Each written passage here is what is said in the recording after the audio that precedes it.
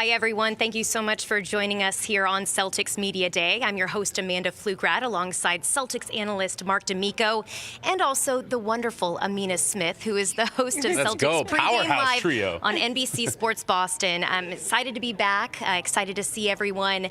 Have to start, though, I don't think we really ever anticipated to be starting Media Day like it is right now, but here we are.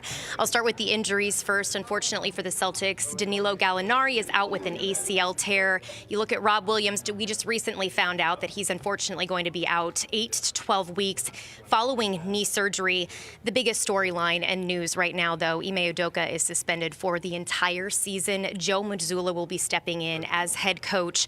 We'll be hearing from him today, as well as all of the Celtics players, and just getting their reaction on how they're navigating this situation right now. Yeah, it's a difficult time right now for the Celtics, man. There's no question about it, but today's the day. We turn the page. I mean, we move forward. Let's see what the Celtics bring to the table the rest of the season. And before we get into that, I do want to address just some things that have transpired over the last few days. And I mean, I give you so much credit for what you had come out and said. But I think I'd be doing everyone and every female in the Celtics organization a disservice if I didn't step up on this. The last few days have been very hard in terms of emotions, ranging not only from heartbreak, sadness, defeat at some times, and anger and humiliation. Social media felt that it was completely fine to take innocent people's names in our organization and their personal photos and put them out there for speculation. That damages careers, that damages reputations. And every woman in this organization has worked extremely hard to get where she is at, and she deserves and has earned everything that she has right now. I'm saying for things in the Celtics and what we're doing moving forward, things do need to change. You need to stand up, support us, and hear us. Yeah, it was just a very unfortunate situation, and I'm glad that you got the platform to speak up and to say your piece, and then I'm glad that I was able to say what I had to say as well, because you just couldn't stand by and see the women that I work with throughout the season, that I've built relationships throughout the season, be dragged like that on social media. So it was just an opportunity. Like, you really just I felt like I had to say something. Exactly. That's how I instead felt. of standing by and watching those things on social media and watching people, to, like you said, take innocent people, who have nothing to do with the situation and kind of drag them through the mud. Yeah, listen, from my perspective, obviously I did not have to go through what you went through, Amanda, but I kind of had to watch it. And the first thing that I need to say to everyone out there is, I am proud to call you my coworker. I'm proud to call you my partner. Amina, I'm proud of the way you handle yourself and the way that what you bring to the table every single day that you work. And I'm proud to call every other woman in this organization my coworker and friend. And to see people be dragged through the mud for something that they had nothing to do with, it was uncalled for, it was unwarranted. And I think this is a lesson for the public to understand that every time you make a decision to hit send on tweet or post on Instagram or anything on Facebook, think it through. Think about what the ramifications could be for that, because this isn't your opportunity and your moment to gain some momentum on your social media. These are real lives that we're talking about. And again, it was just uncalled for and unfortunate. I hated watching you and other women around the organization have to go through that. But I'm glad today is a day that we can move forward. Everything's been clarified here, and we're ready to move forward. And damn it, we're going to have a good day here on Celtics.com. And thank you so much for that, Marc. I really appreciate it. But as we look to this upcoming Celtics season and moving forward, Joe Missoula is assuming the new role as interim head coach. What are your thoughts on just having him step up into this role and adjust now to being the interim head coach? I've got to say, first and foremost here, I'm in an Al Horford type of situation here because I'm 36. And Joe Missoula's 34. So I feel like I've been around a long time here with the Celtics, that the coach is actually younger than me now. But listen, I got to sit down with Joe Missoula for a few minutes the other day on Friday, and he's ready. He's prepared for this. As we all know, he had a long interview session with the Utah Jazz. He nearly landed that job. Only second to Will Hardy, who wound up taking that position. But I think he's prepared. And I think the one thing that we need to recognize here is that there's not a lot that's going to change, right? Like these coaches and the coaching staff have been talking about how they want to handle this going into the season, how they're going to install their offense and defensive systems. That's already in place. It's now just the voice that's going to deliver that's going to change. And I think Joe Missoula is going to do a great job of doing that. And you talk about the voice that's going to be delivering that message. Let's not forget, I mean, he's been on this staff since Brad Stevens was a head coach. So you have these guys who have been a part of this team, been the heart and soul of this team.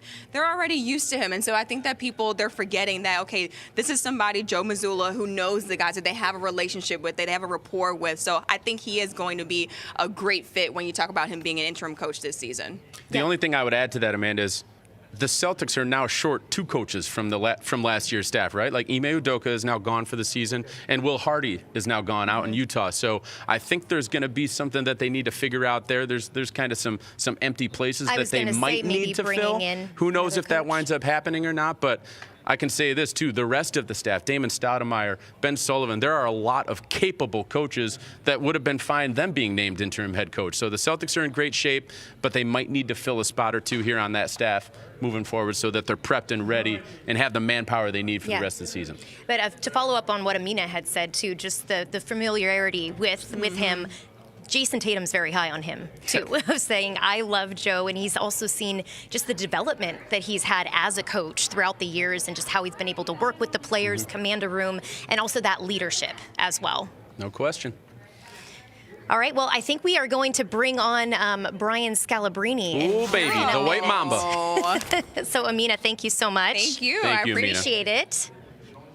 In the meantime, let's take a look at these stats from last season where the Celtics ranked. Look, 9th in offensive rating, and the big one, 1st in defensive rating, and that goes along with defensive opponent points per game. So the Celtics coming off a heck of a season, in particular defensively, Amanda. We got Scal here now. Scal, first of all, we got Grant Williams walking in the background. What?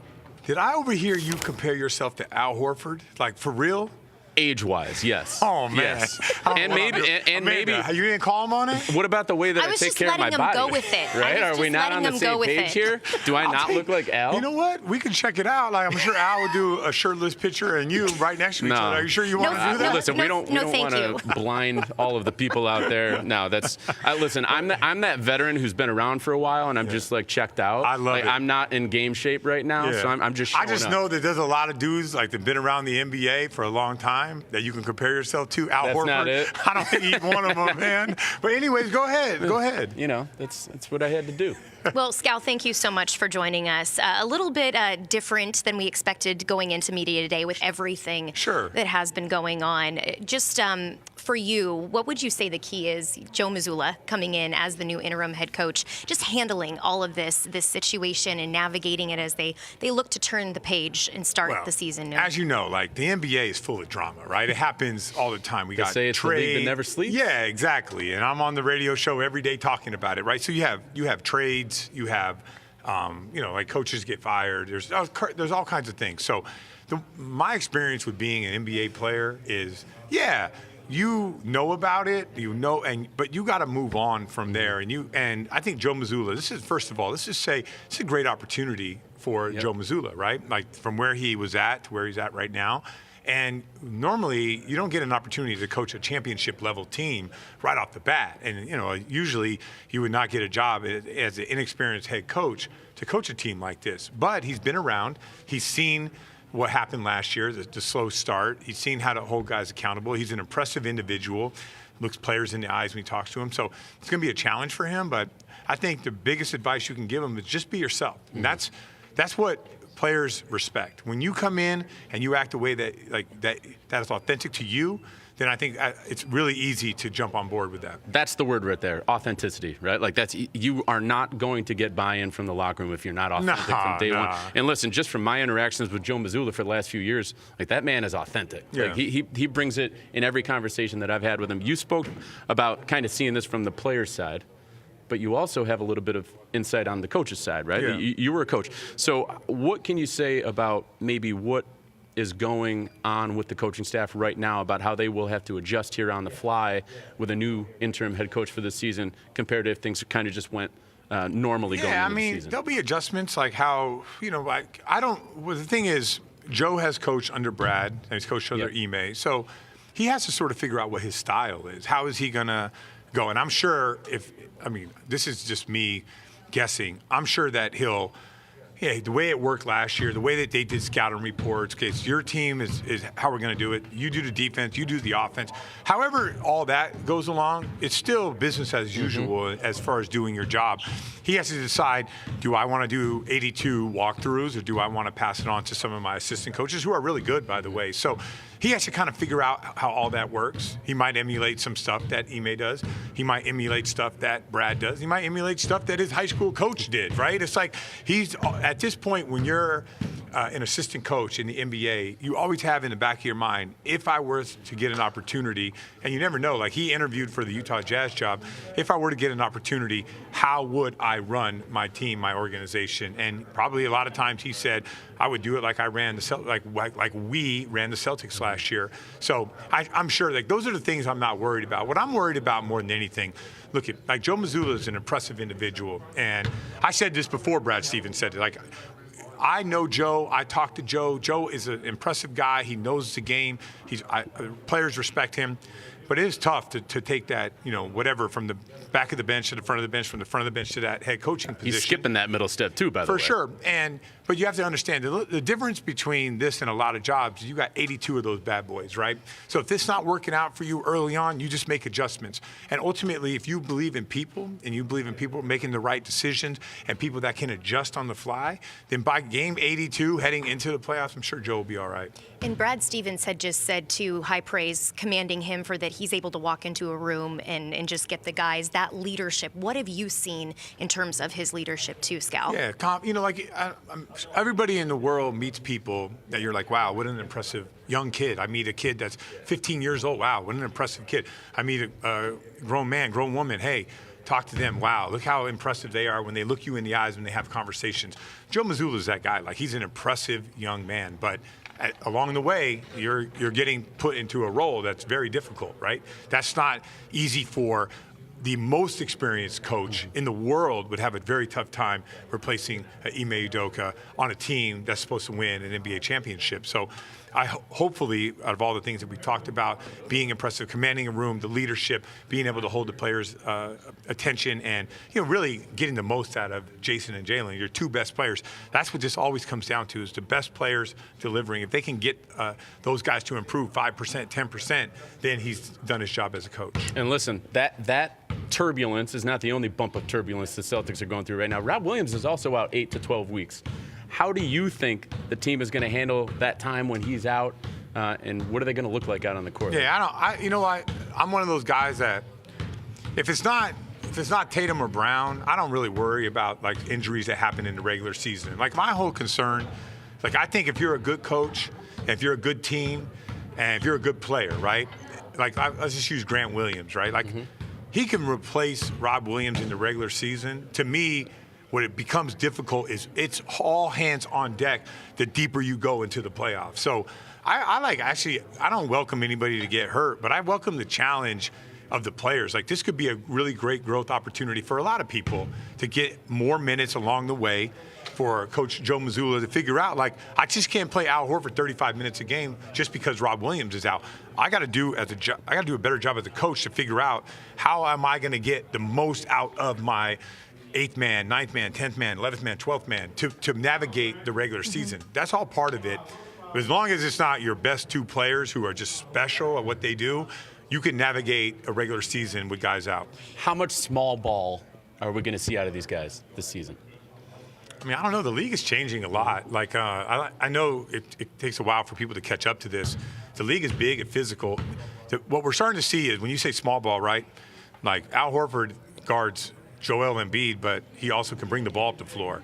So that's like, quote unquote, like Al Horford at the 3-point line or playing point guard for a team is quote unquote small ball, but he ain't small, right? So I call it skill ball. You'll see a lot of skill ball because these guys are skilled. When you talk about from Al Horford down, like Grant Williams is a skilled player.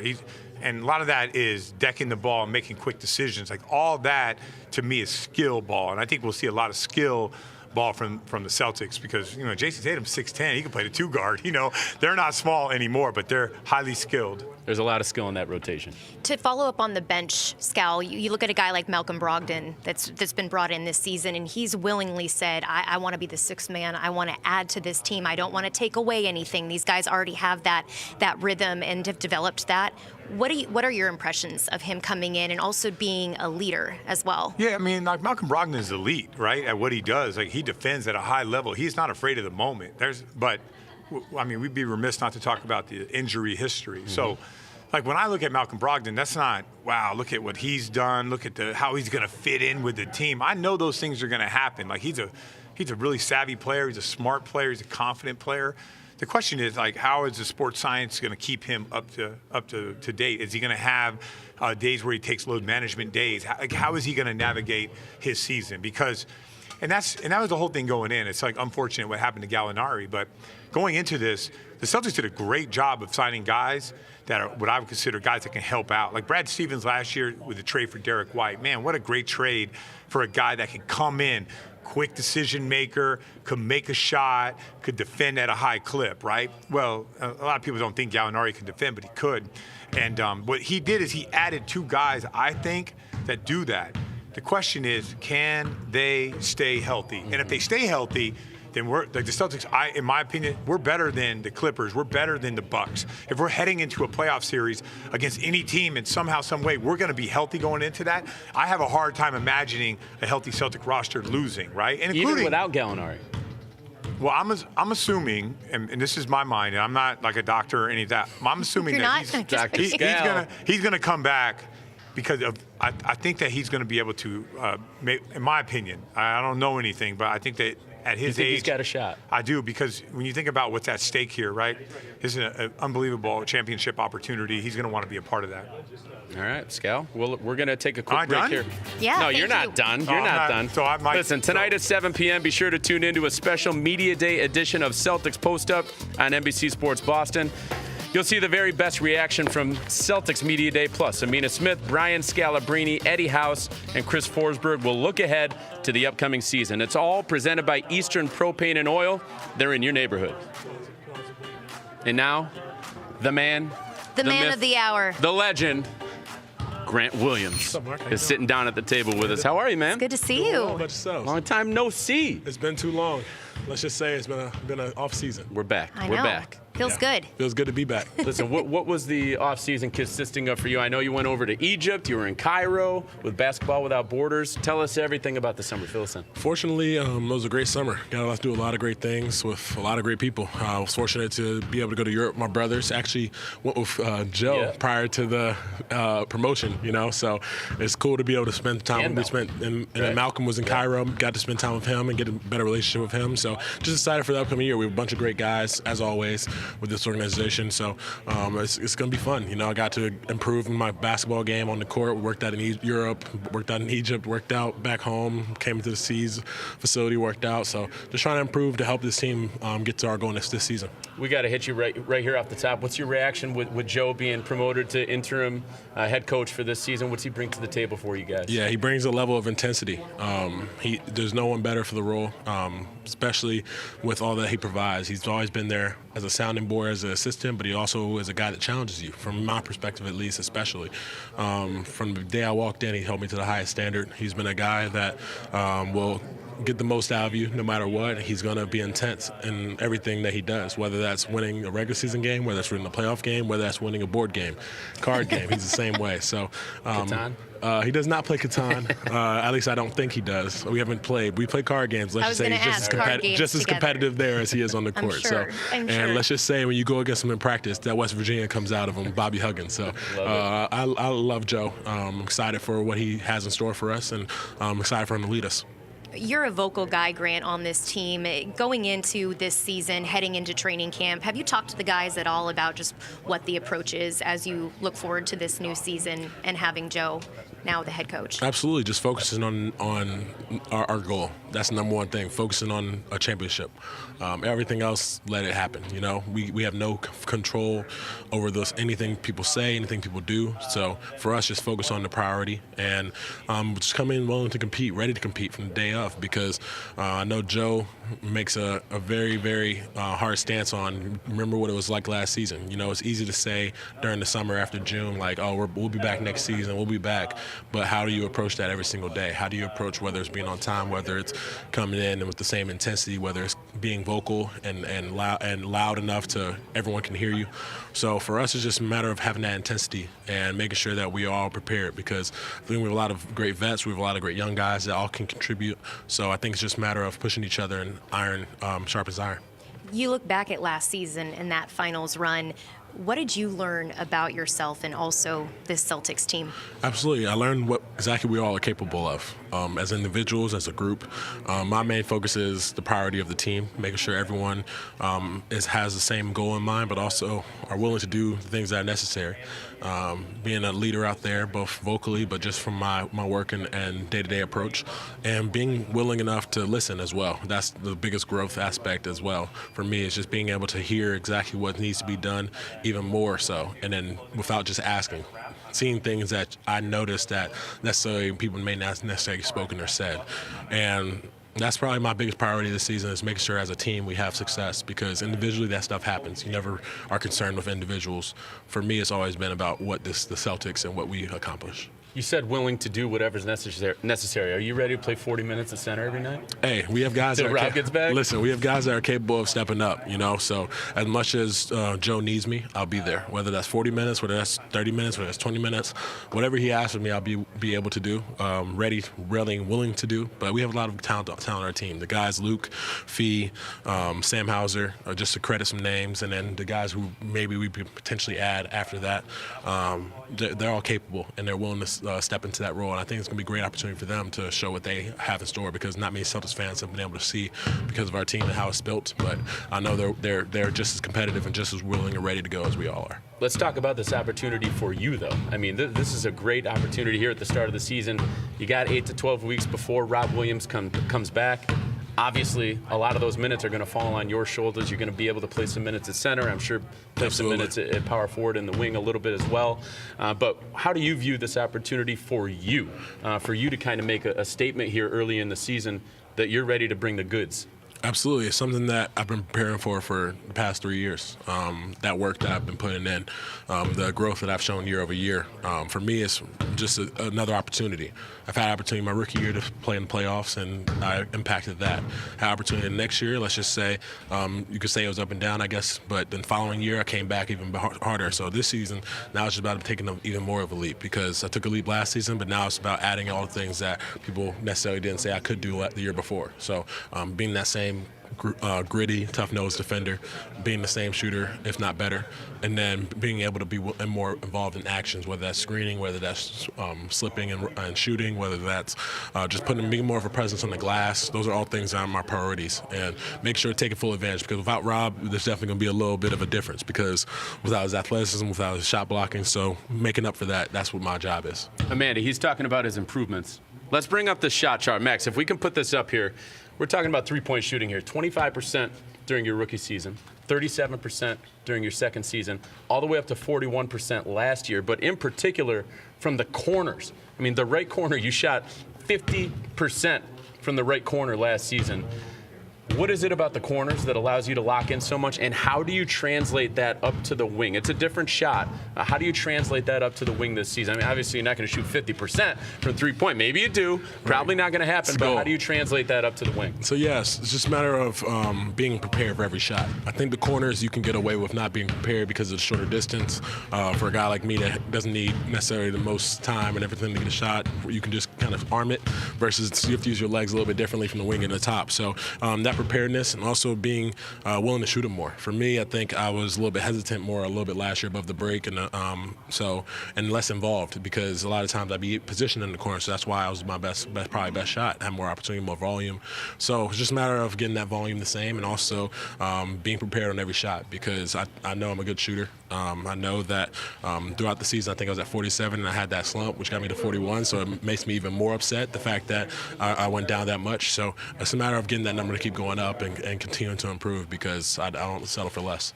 I believe you're willing to shoot the three now after seeing you take 17 in a game during the postseason. I think you're willing and able to do that now, right? Absolutely.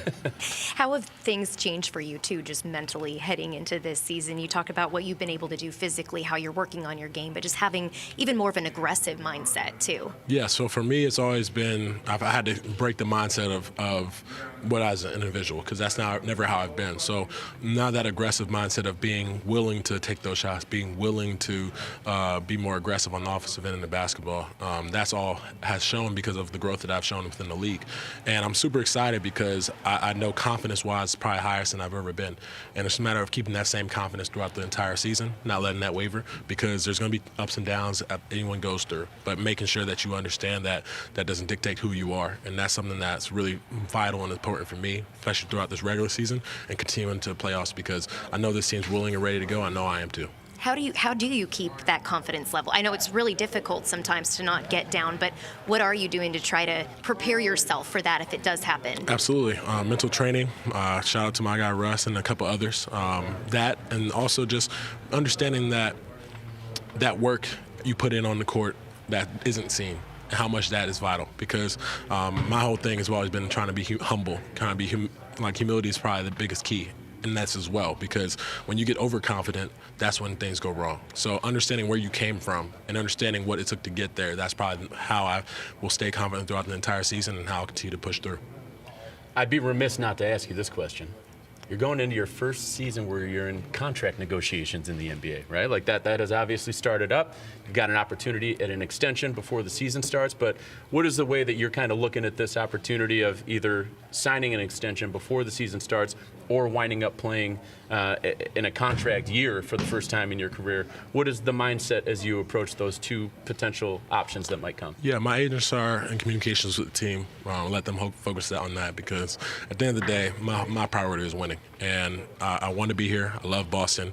But that's being taken care of behind the scenes. At the end of the day, all I can focus on is the next day forward. And for me, that won't dictate my play. So if I get the extension, then great. If I play through the season and have to play in a contract calendar year, it doesn't change my mindset because my whole priority is making sure this team gets a championship. We fell short last year, and that can't happen again. How do you compartmentalize that, though? Right? Like that's not easy to just have that lingering in the background and then take it onto the court every day without letting it impact you. How do you compartmentalize those two things? Because I know if I was sitting in that seat, I wouldn't be able to do that. Yeah, like you always say, the mindset that I've had since my rookie year, thankfully with Brandon Bailey, the coaches that I've had, Evan Bratz, is control what you can control.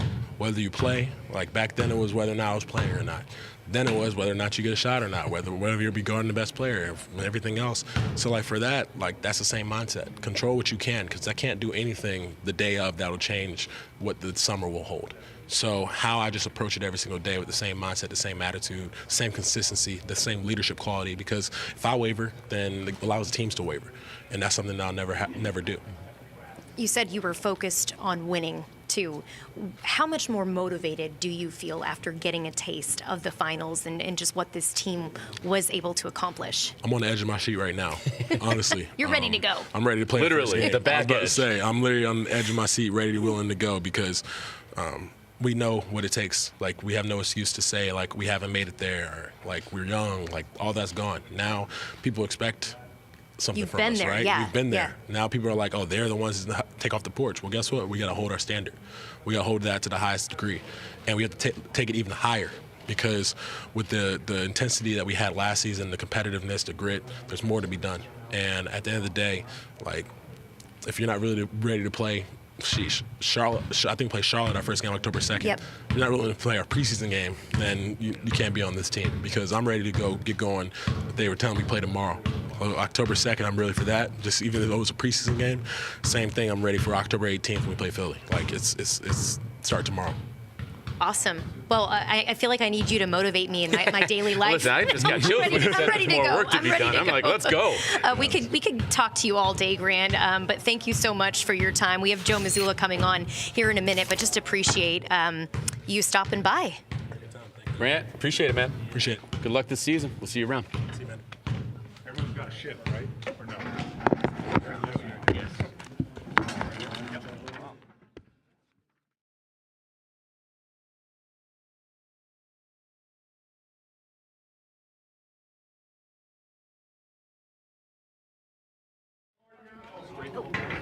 For us. Thank you. You can never go wrong looking this way. Don't mind me plugging in next to you. No, you're good.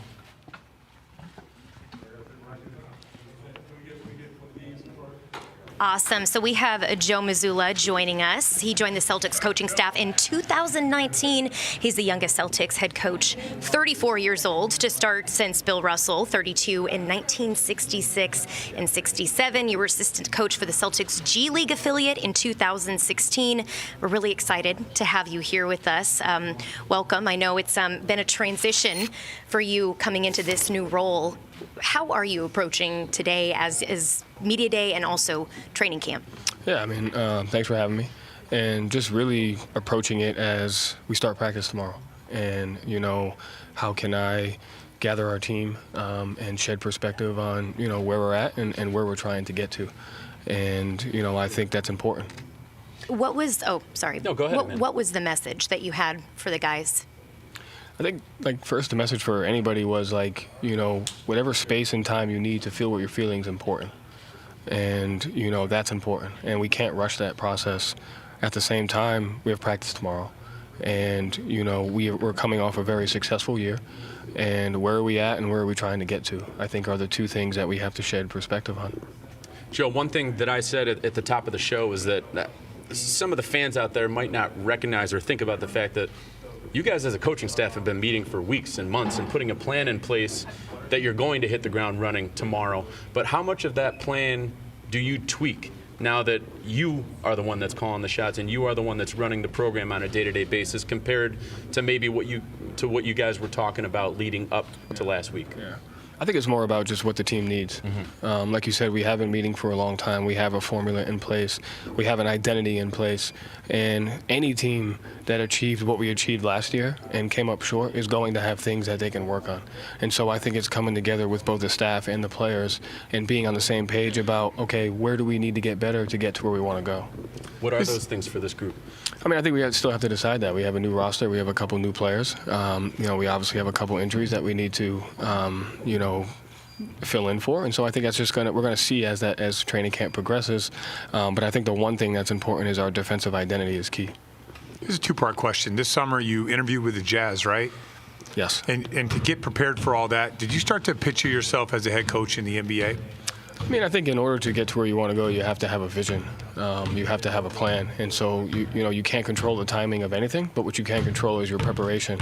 And, am I as prepared as I can be for this opportunity? Yes.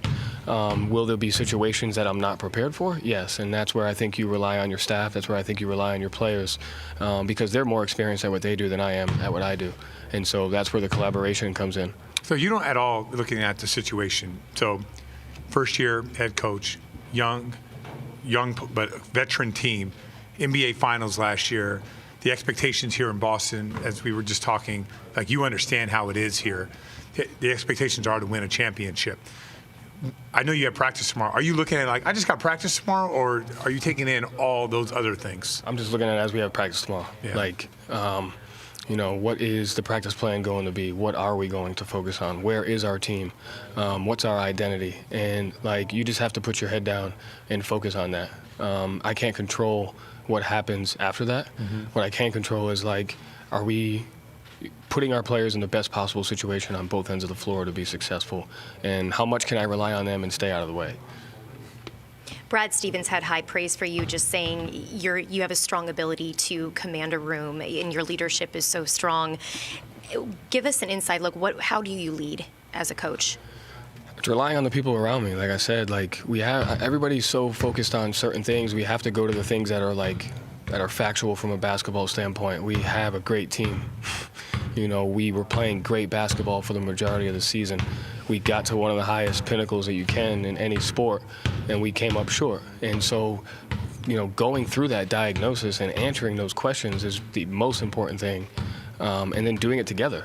Like, it's not one person. It's not my show. It's not. It's the Boston Celtics, who they're going to be around. They were around before me, and they're going to be around after me. And they're having a great team, and then how can we collaborate? I got to ask you about, listen, every team is its own entity. You can bring back every player from the prior season, every coach from the prior season, but it still might not lead to the same results as the prior season. So how do you guys take what you did last season defensively and carry that momentum into this season? Because that was the identity of that team, defense. How do you replicate that this year? Probably just ask them to do it. It's that simple, huh? I think. No, seriously though, you are what you emphasize. I might be able to coach him. Is that easy? No, you already compared yourself to Al Horford. Yeah. You got to slow your Simply roll. From an man. age perspective, let me clarify. Marc is ready. Listen, in any organization, you are what you emphasize, and you are what you buy into, and so any anchor has to be on the defensive end if you want to be a championship team. I think one of the things that made us a great team last year is our players knew that, and we have a lot of the same players. And so, are we going to have nights where we're not performing at the highest level defensively? Yes, but I think it has to start where our strengths are, and it starts with our togetherness and our defensive identity. Now, as a player, you make mistakes. You can move on. You can do a lot of different things. You've coached summer league, been a head coach before. By the way, my last game we lost by 33, I think. So. We didn't bring that up. Okay. Come on, Joe. So that actually goes to my next question. I've set a lot of records in the Celtic organization. Not the good ones? Youngest head coach, most assists, most turnovers in a game. I had a rough AAU outing this summer too, and I was up at 4 o'clock in the morning trying to teach 15-year-old girls dribble drive offense, but I didn't handle it well, right? And there's going to be times where you make mistakes. Yeah. So far in your coaching career, what has been the challenges when you're like, man, I messed that up. I should have called this. We should have done that. How have you handled that, and how are you going to learn in this kind of environment? I think the most important thing is for that is relying on your staff. We have great staff dynamics. We have a strong staff. We have great workers and great basketball minds. And so you can't go through anything alone. And so if I'm sitting in the room beating myself up, I'm making it about me. Yeah. If I'm sitting with my staff and I'm relying on them and we're trying to figure out things together, then we're making it about us and we're making it about the Celtics. And I think that's what you have to, focus on the most is you got to have great people around you, which I do, and then we got to work together on that. So can I just follow up with kind of what Marc was saying?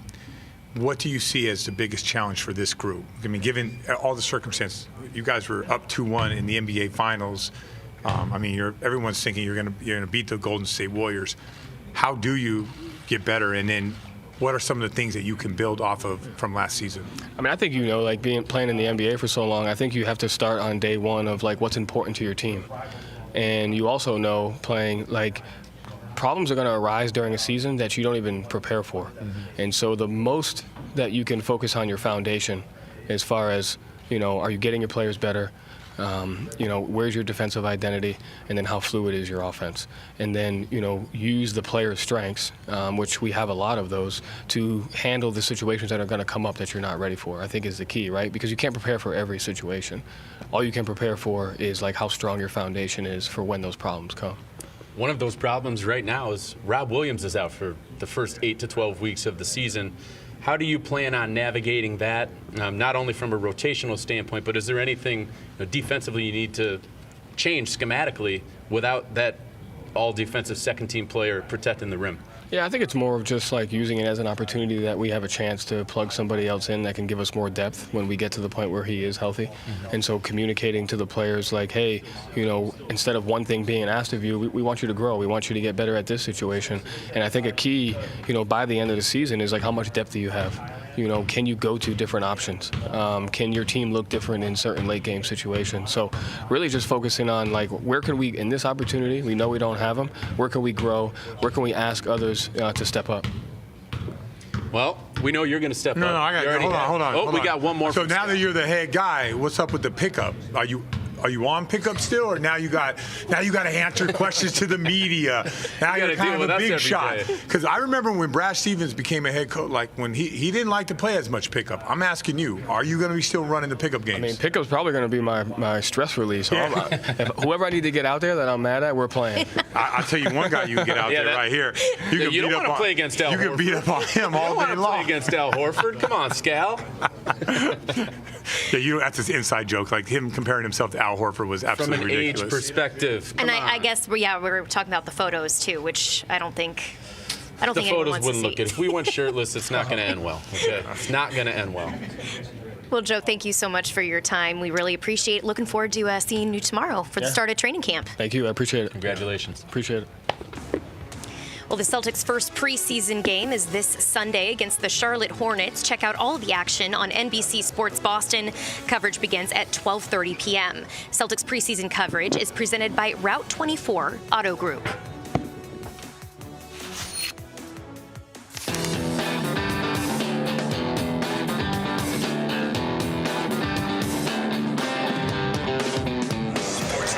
You helped out that night? You helped out?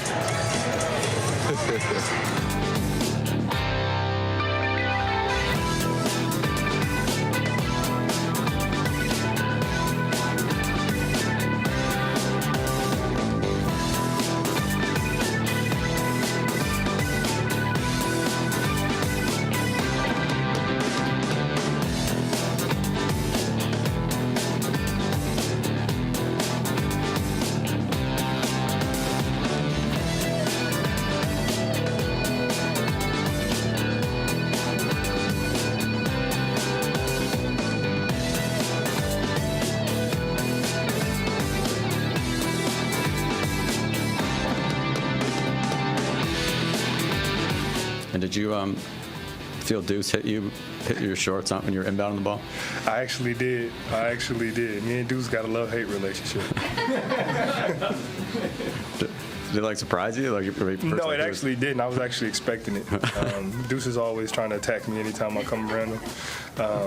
And that's just who he is. You know, we all love Deuce, and he's our guy, so we'll take it.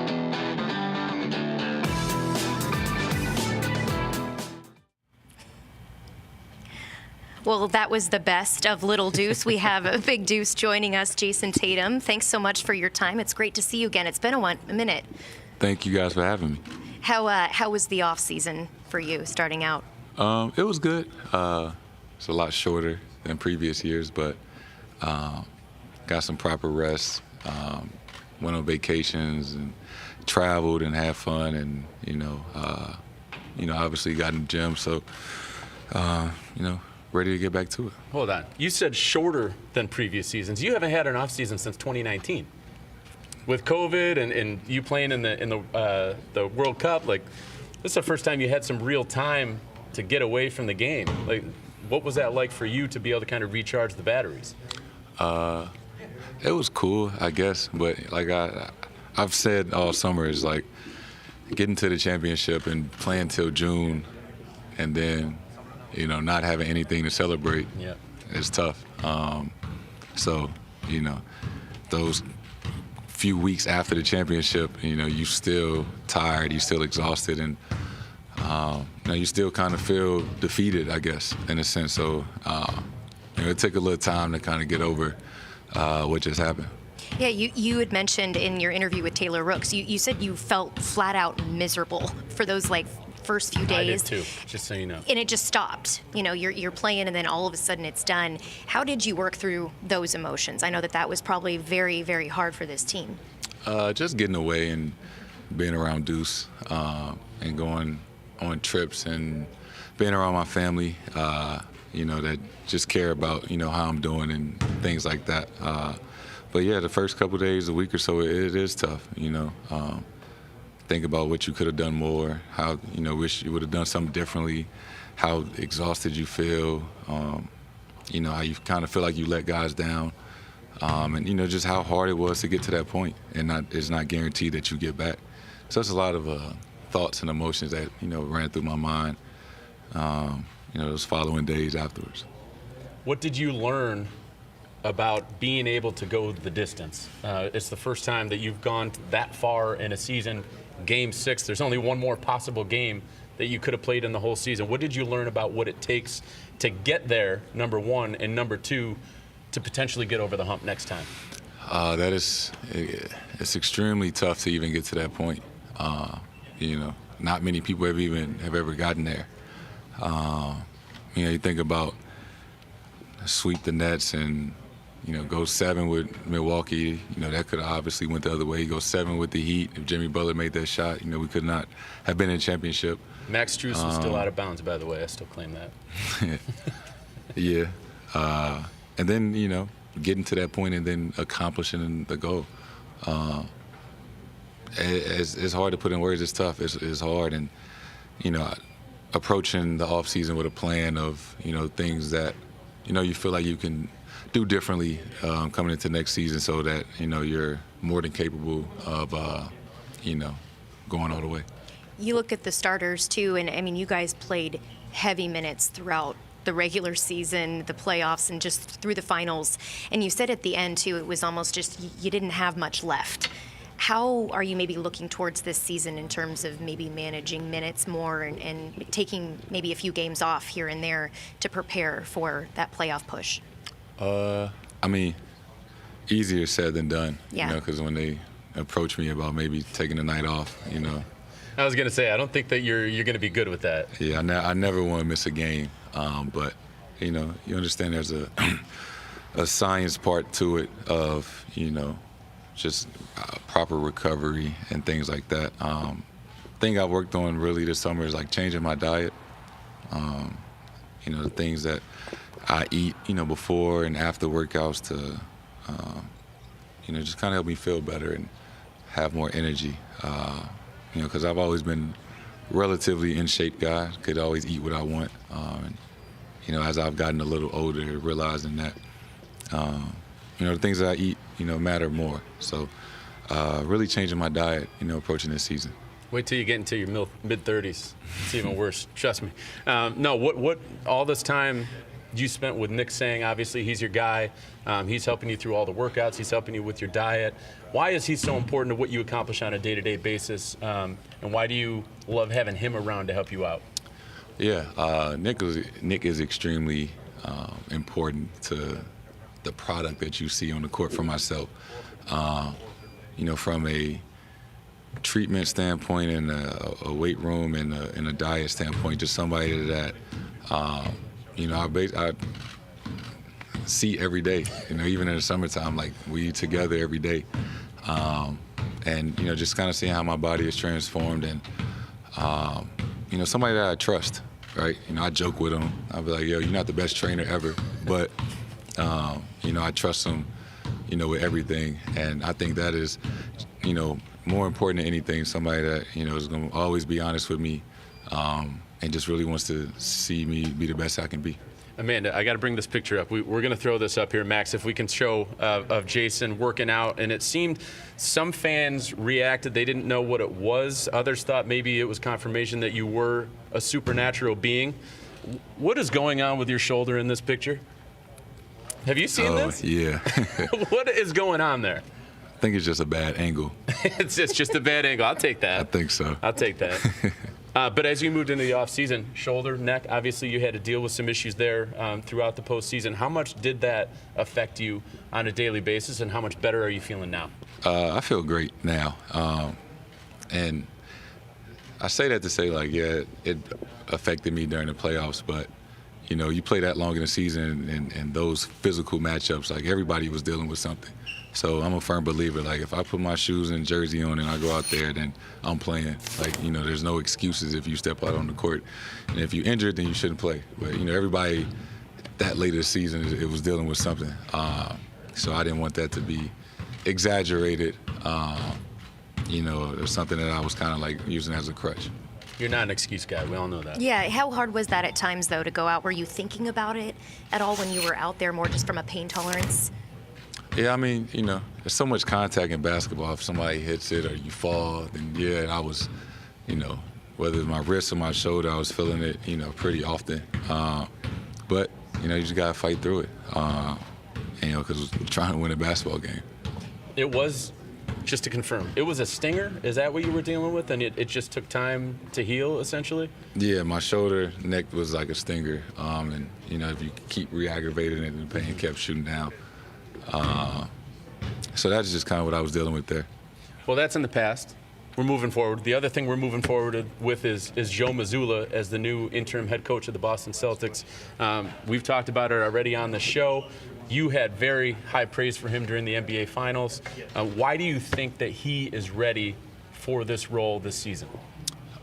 Just because I know how passionate he is about helping others, right? And that's really what he has been. He's been a great help to myself, to the other guys, to the team as a whole from the last few years that he's been here. And he's motivated.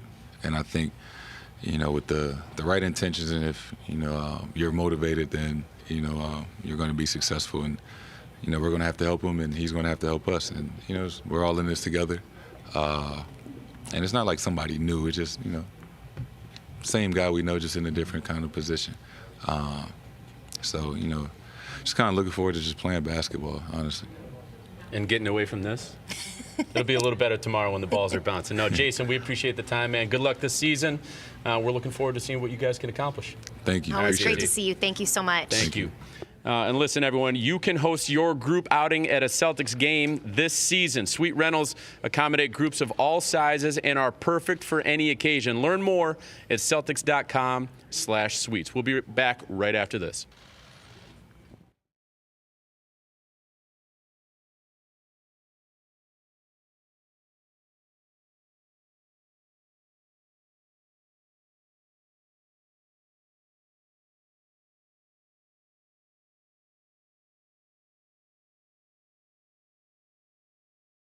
Just like that, we've got Al Horford with us. Al, how are you, man? It's good to see you. Doing well.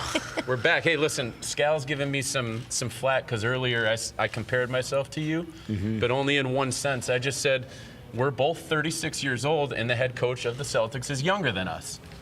What's your reaction, not only to me comparing myself to you, but to Joe Missoula being the interim head coach of the Celtics? Yeah, I mean, I think it's pretty cool. Compliment. It is a compliment. Right? Longevity. See? Longevity. That's what it is. We're seasoned veterans. Yeah, but we're excited to have Joe on board as the leading man now for us. Last year was great being around him, and now watching him and rallying behind him, it's going to be good for us. What have the conversations been like with him now as he's assuming this new role? Well, I spoke to him very briefly. Haven't had a chance to really spend much time, but he's just really excited about it. We're excited, just for the season in general. After the way everything ended all summer, my mindset was get better, get ready for next season, and we have a lot to prove. So. That's what it is. We talked to Jason a little bit about that too, about those those days right after the finals ended. How was that for you, just processing everything? I mean, you guys just played so hard throughout that finals run. Yeah, I mean, it was difficult, but able to keep my head high. I felt like we did it as best as we could, and ultimately, they were the better team. But it was definitely a lot of fuel for this season. We know we have a lot to prove. We know that we have to start back over again, and nothing's for granted. And just excited for tomorrow. Get to practice, get to work as a group. So that should be fun. Well, following up on that long run to Game 6 of the NBA Finals, I've got two questions for you. The first one is, last season, when you were sitting in the spot, you were coming off of a nice, long time period where you were able to kind of recharge the body, prepare for last season. This season, you're coming off a short off season after really going through a grueling run to Game 6, like I just said, of the NBA Finals. Where is your body right now in terms of how you feel compared to last year, and how do you expect for it to hold up throughout this season? I feel great. We really put in the work this offseason, getting the body right, lifting, shooting, conditioning, everything I needed to do to put myself in this position to be ready to roll. So I'm pretty excited about it. I've prepared to to play a lot, to do a lot of things in the regular season, and I'm just excited for the opportunity. All right, so second question about that run. I got to bring these up. I call these the Al Horford games. Game 4 in Milwaukee. I don't think the Celtics win that series if you don't play the way that you did on that night. 30 points, playoff career high. But then game 1 of the NBA Finals, when I think it was 26 or 27 points as well, you lead the team to the win. I think we've got a couple of graphics that we might pull up here with your numbers. But when you look back, I want to concentrate on that game 1 of the NBA Finals. For you, you waited so long to get there. When I watched it, it was just like adrenaline is carrying that man right now. Like, did you just feel like you were floating through air and you could do whatever you wanted with the adrenaline that was going through your body?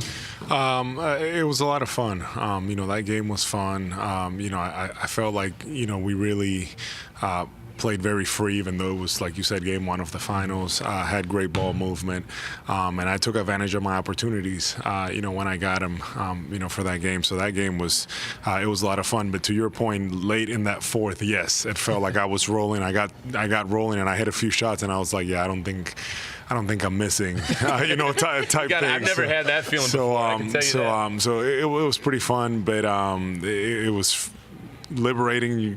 I felt like I was playing free, but at the same time, it was just really fun going through it at that time. It was fun to watch. I can tell you that much. Oh, for sure. Playoff Al Horford. We loved it. We loved it. Always comes through. You do look at just that finals run, ultimately being able to look back and see everything. What was it, do you think, that didn't allow you guys to get there as a team? I know some of the guys had said immaturity a little bit, but moving forward and trying to just have that experience of the finals now under your belt.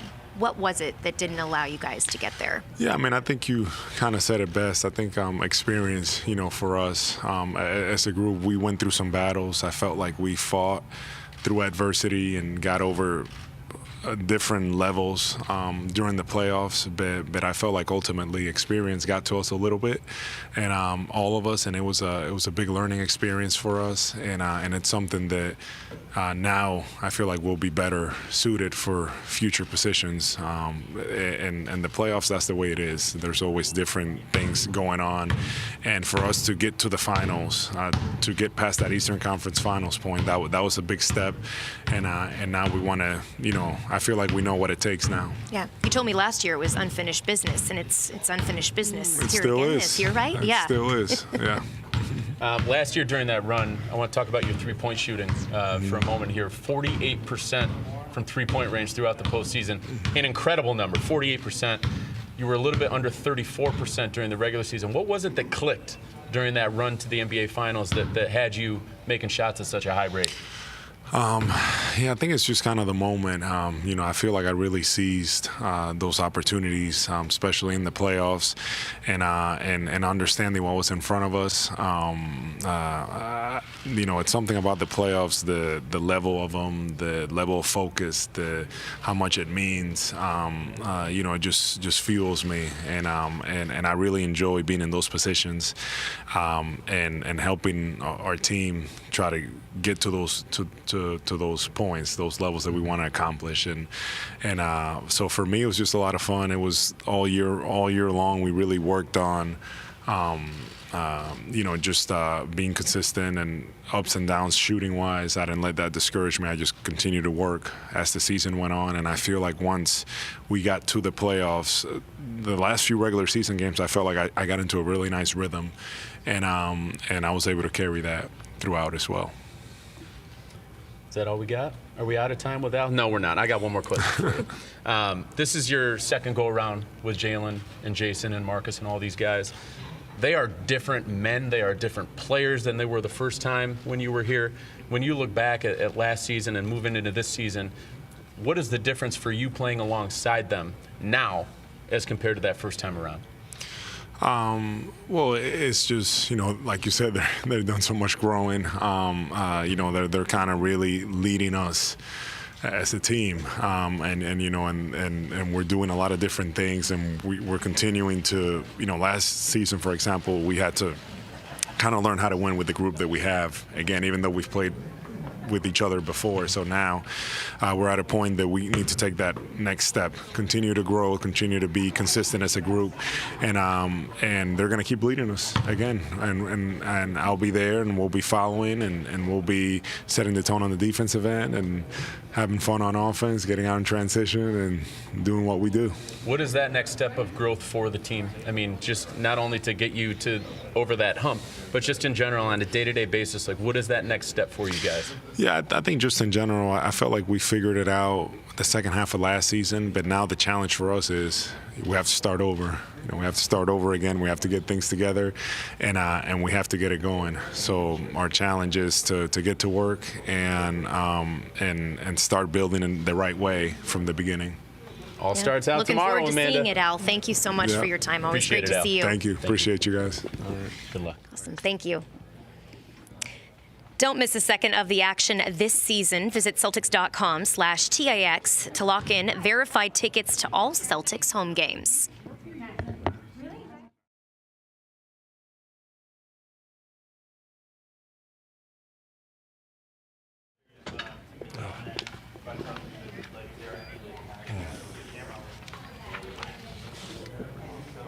All right, well, we have Luke Cornett joining us. It's great to see you. Got to see you a little bit during Summer League as well. How was the off season? Off season was great. It was a lot of time with family at home and just kind of working out and cooking dinners. Yeah, very exciting, very thrilling. What's the go-to dinner then? Well, Friday night's pizza night. We do little cast iron pizzas, so that's the special occasion. You're not ordering. I don't make a lot. My wife makes a lot of stuff. I facilitate. Help out a little bit every now and then. Yeah, I make sure. Spread the cheese. Yeah, exactly. Yeah, no, I shred the cheese. That's really Oh, wow. that's the main. So that's the main we're thing. going from scratch here. Oh yeah, This is big time. Yeah, bottom up. Yeah. Love Luke Cornett. Hey, listen, actually, this is a great segue into a really important question that I need to ask you. Interested to see how the segues from pizza night to This is just your personality that I got to concentrate on here. Are you aware of the only tweet that Brad Stevens has ever liked in the history of him being on Twitter? Are you aware? I've been made aware. Yes. Yeah. I've had some texts that came through about that. Oh, yeah, we got it live. There it is. Yeah, I believe this is what the kids refer to as getting in your bag. Yeah, that doesn't happen a ton during NBA games for me, but open gyms are different. Don't sell yourself short. Yeah, we might see it. Yeah, you never know. Yeah, those. What was your reaction when you started getting this into your text threads? I honestly was just Look laughing. At this killer crossover. It's like Allen Iverson out there. That's what a lot of people say. People ask player comps all the time, and they're like, "Oh, is it Matt Bonner?" And I'm like, "No, it's Allen Iverson." I say the same thing about Luke Cornett. And honestly, after seeing that, I think Brad says the same thing. Yeah, I think we're going to retool our entire offense built around, kind of just getting me the ball in the open court. This expect to see that game one. We shouldn't have said it, or else now it doesn't matter. They're not going to be able to stop you anyway. No, this is why Weird Celtics Twitter loves Luke Cornett. Yeah. Always good for a good soundbite and having fun. I try to have fun. That is true. I can confirm that. Yeah. Well, you just look back at last season, and you got experience playing in the G League, also some time in the playoffs as well. How did that help you just fine-tune your skill set as you're looking to head into this new year? I think especially like the time that I spent in the G League, I really tried to just work on and get better at the things that especially for Boston would require me to do, and a lot of that is facilitating offense and then being just reliable defensively. And so, I think it's interesting from when you first come into playing and as you go on, it's just what are the things that you do if you're the number one guy is a lot different than the things that might be required of you to be hopefully a championship team. And so, kind of refining that and allowing that process to kind of refine you and your game and knowing what you need to bring and how you can help real top line star players is which we're fortunate to have is you have to do your role and accept it, and also try to just be that voice to affirm that for honestly all the guys who are kind of in the position that we're in this past year of all right, when you have your opportunity, how is it that you can contribute and how is it that you can make our best players even better. You talked about being reliable defensively. Amanda, we've seen this from a few players throughout our time here with the Celtics, the rule of verticality. Like it's really something that you can take advantage of. You're laughing right now. Why are you laughing? You're great at this. I take a lot of pride in verticality. So let's thank you talk for about it. I want to hear about the rule of verticality because to me, it's easier said than done to actually do it. Like not many arms come down. Yeah. People jump into the offensive player. How do you master this? Because I believe that you have mastered this. One, I just want to say thank you. You're welcome. That's high praise. Yeah, I appreciate it. You are welcome. All right, first thing, big math guy growing up. You know, ninth grade hit geometry, protractor, 90 degrees. You gotta learn the protractor. We're getting deep. It's interesting because I don't know. We're going to do a feature segment on We this. can break down the mathematics of it. We can break down the physics of happen. it. We can get the strength coaches of anti-flexion extension. So you don't. Yeah, because when you take the hit in the chest, it is like, I don't know. Obviously, you just get so many reps out of it. And I've taken a lot of like elbows to the face and stuff like that. And you just got to kind of commit to it. And that is something I try to do a lot. And I definitely learned it in college. And credit to a lot of coaches in college. But when you're I'm blessed with being extremely tall, and so you got to use that as best you can, and then you're even taller with your arms up. So that's kind of the rule of thumb to go off of. Yeah. When an offensive player is coming toward you, though, like honestly, from a serious perspective, like what is going through your head in terms of what you need to do to be able to execute the rule of verticality and utilize it without committing a foul? Yeah, I mean, so much of it I feel like is one, like timing yourself up with like their feet and jumping, so that, like. And then also just like the angles of your chest, because that's another thing I feel like guys have always gotten in trouble with foul troubles. A lot of times if you're like reaching across, or like if you just keep your shoulders kind of square to like how they're coming at you in between you and the goal, like it gives you a lot of benefit of the doubt as well. And so I think it kind of all stems from those real two things, is kind of knowing their momentum and their ability to jump, as well as like just getting your body in position where like when you take that hit, you're taking it square so that you're not like at an easy place to cave or an easy place to like reach, and kind of where it's very obvious that your hands are out of the way. And yeah, a lot of reps of that, but it is, I don't know, so much of it just kind of instinct feel from doing it so many times, but I think those are kind of the primary. You do it at a high level. I love it. Yeah. I love watching the rule of verticality. I don't know, call me a dork, but that's what I like. But Luke, you have a big opportunity coming into this season. You look at, unfortunately, Gallo's out. Also, Rob Williams, he's going to be out 8 to 12 weeks. How can you use that as an opportunity to just prove yourself and get the reps, even through the regular season? Yeah, absolutely. I think it's for me personally, I feel like it was a thing of like, you're definitely sad to see the news about Gallo and Rob, but then like, it's just called upon you to like get yourself, be ready and stay ready. This is your moment. This is, Yeah, and honestly, it's like so much of the last like year was even. It's like I try to treat when we're playing 3-on-3 a couple hours before the game with like as much seriousness as like I do any kind of game. Like we're all engaging and trying to get better, and you're trying to win, and like so nothing really changes on that end. It's just like the players around you, the tools around you, and now the position that you're put in. Like I love playing basketball, and it's like a lot of fun, and so it's like it doesn't take a lot for me to be fully bought in on trying to like win and do whatever it takes. Like that, whether it's like the finals or a regular season game or like just playing like with friends for fun, it's kind of like all the same intent that you're coming into it with.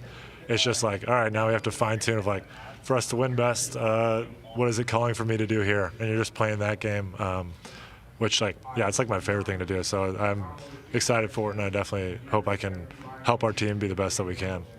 I got one more question for you here, and I want to ask you about the keys to playing off of superstars around you. I mean, you mentioned this a little bit, but you've got Jaylen Brown, you've got Jason Tatum, got Marcus Smart, and the Defensive Player of the Year playing around you. Al Horford made multiple All-Star games.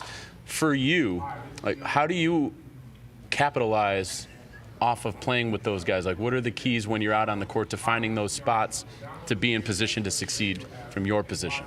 Yeah, I mean, especially on like the offensive side of the ball, it's like really trying to understand and get a feel for like your teammates of like where does like Jason and Jaylen and Marc is like knowing what their tendencies are, what they prefer, and like trying to find the ways that you can get them into those places.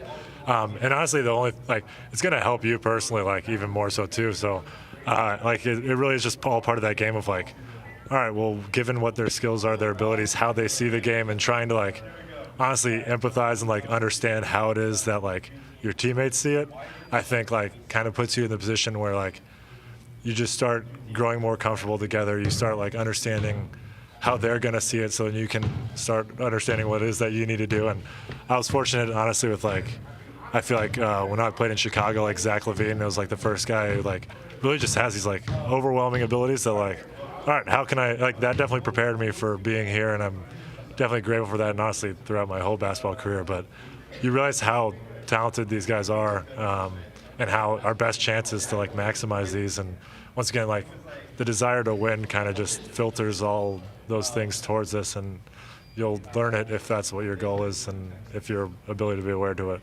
Yeah. Last one for you, most important of all, Green Cornet or Unicornet?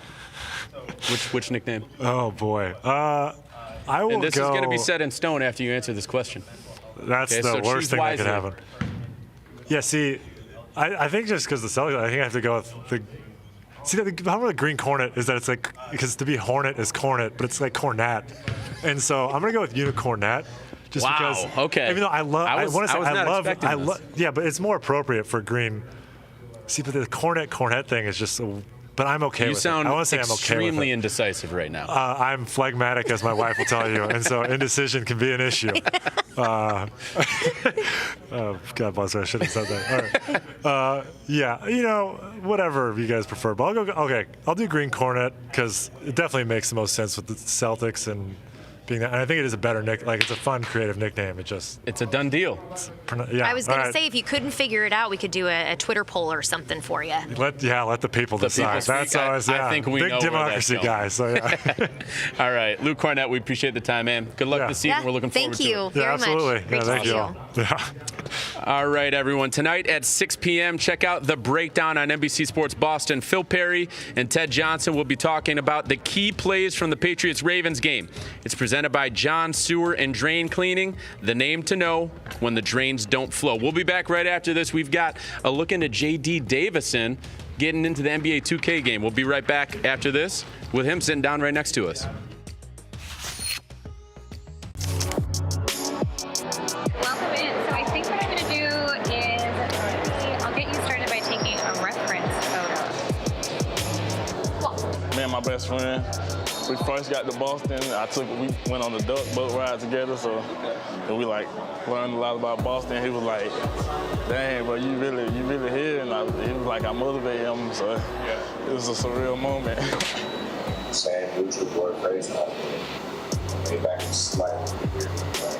I did not expect that many cameras, or the flash, or any of those poses. Here, hold on. I'll get it. Don't worry about it. I'll get it. Oh, really? Yeah, I'm in 2K. I wouldn't be at 2K23.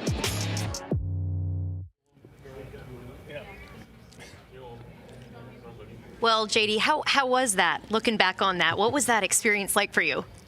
It was different, like just knowing you finna be in a game you play mostly every day, and like when I played against myself the other day, it was like you in the game now, and it was like a wild moment. Did you drop 50 when you played with yourself? No, my creative dude got drafted 16. Okay, Yeah. all right, we'll take that. Most important question, are you happy with what you look like in the game? Yeah, You are, okay. I am. All right, we'll take that. And going through your first media day to hear with the Boston Celtics, what has this day been like for you? Man, I woke up at 7 o'clock this morning getting ready for something like this. So it's something I always dreamed of, coming to take a picture in an official NBA jersey and just coming having fun with some of my teammates. And they telling me like, "Yo, this your first one, Rook." So I'm excited. Does that mean you're carrying their bags around today? Like any rookie duties yet? No, I did one rookie duty. We was on the way to Vegas, and I had to buy Jason Tatum some donuts. Oh, come on. You didn't say no? I couldn't. Did he have a certain kind? Well, Yeah, it's funny give us some because insight. he What were said the donuts you had to get for Jason Tatum? He's been working on his diet. That's what he A said. teammate, Sam Hauser, hit me up. He was like, "Hey, somebody requested donuts." So I texted him back. I'm like, "What kind?" He said, "Just get the variety pack." So that's All right. all love. And that was before Jason Tatum changed his diet, just to be clear Or with he's everyone just out there. cheating on his diet. Or he That just could wanted work. to make J.D. Davison make a run for him. That's true. You know, I you really never don't know. think he ate them. I think he just He probably passed did them not out. eat them. He probably did not eat them. We were able to cover you during your summer league experience, and for you coming out against the Grizzlies, you had 28 points, 10 assists, a double-double. You know, the very beginning of training or the summer league experience, I think for you it was just getting probably settled in and just playing. What was that like for you to be able to just get that experience under your belt now? Man, it's my teammate that pushed me every day in summer practice to help me get towards that. And, just going into that game, I think I had like the Memphis like guarded me a certain way, so I think like a lot of gaps were open, so I went to score. So second half they stopped me from scoring, so I went to passing to my teammates, but they hit knockdown shots and lob dunks and all that. Are you aware that you set a Celtics Summer League record with 41 total assists? Did you know that? You didn't know that? Nah. Yes, you now own the record. So what was it, not only from what you were seeing, but obviously what was going on the court that allowed you to dish out assists at that high of a rate? Because I got to be honest with you, when we drafted you, dishing out a ton of assists was not the first thing that came to mind when I thought about you. I thought about your athleticism, your ability to score, take the ball off the dribble. I didn't see that coming. Mm-hmm. I think that's like a mistake everyone have. For me, I ain't gonna say mistake, but like just watching me in high school, you've seen me dunking, scoring the ball. The highlight reels, right? Yeah. So just me coming into like a program where someone trusted me with the ball coming in, they knew what I can do, and I showed that I could pass during the practice, so they trusted me to make the plays for my teammates, and teammates knocked down shots, caught the lob, so they really helped me with that. Speaking of the highlight reels, Amanda, I don't know if you know this, but I went down the rabbit hole of like your history, right, and what you've accomplished. Please confirm or deny if this happened. Did you record a quadruple double in your junior year of high school? Yes, I did. You did in a playoff game, right? Yes. How do you record a quadruple double? We've heard of triple doubles, Yes. Quadruple doubles. I have never witnessed one of those in my entire life. So how were you able to do that not only in a regular game but in a playoff game in high school as a junior? I was just out there having fun. We was up by quite a little bit. So, so you were just gaming them. I think I had the triple double first, and my brother was like, "You need like 4 more assists." I'm like, "For what?" He never told me, so I just got like started passing the ball, got the 4 assists, and next thing you know, I had It a all quadruple worked out. double. There they are, right there. There's the numbers. 11 steals though. Mind blown. How do you grab 11 steals in a single game? I was just out there running like a chicken with a head. It worked. It worked. Oh, my goodness. What a game. You look ahead, training camp right around the corner. You said today it's starting to really feel real with the Celtics now with the jersey. What are you focused on heading in and just using this as an opportunity to get better? Just like you said, using this as an opportunity to get better. You know, I got a lot of vets around me I can learn from. So my thing is going in and learn from the guys and get better every day. Like, don't let the downtime that you maybe sitting on the bench like a couple games. Don't let that downtime. You just get better and learn from that. The biggest adjustment for anyone who comes into the NBA is the fact that for your entire life, you've always been the most talented player on a team. You've always been the guy who the offense runs through, all of these things. Now, no matter who you are coming, you could be the number 1 pick, the number 60 pick, undrafted. You've got to adjust to playing off the ball a little bit more and things like that. What do you think the biggest challenge is going to be for you adjusting to that new role in the NBA as you look to learn this system and find your niche in the NBA here over the next couple months?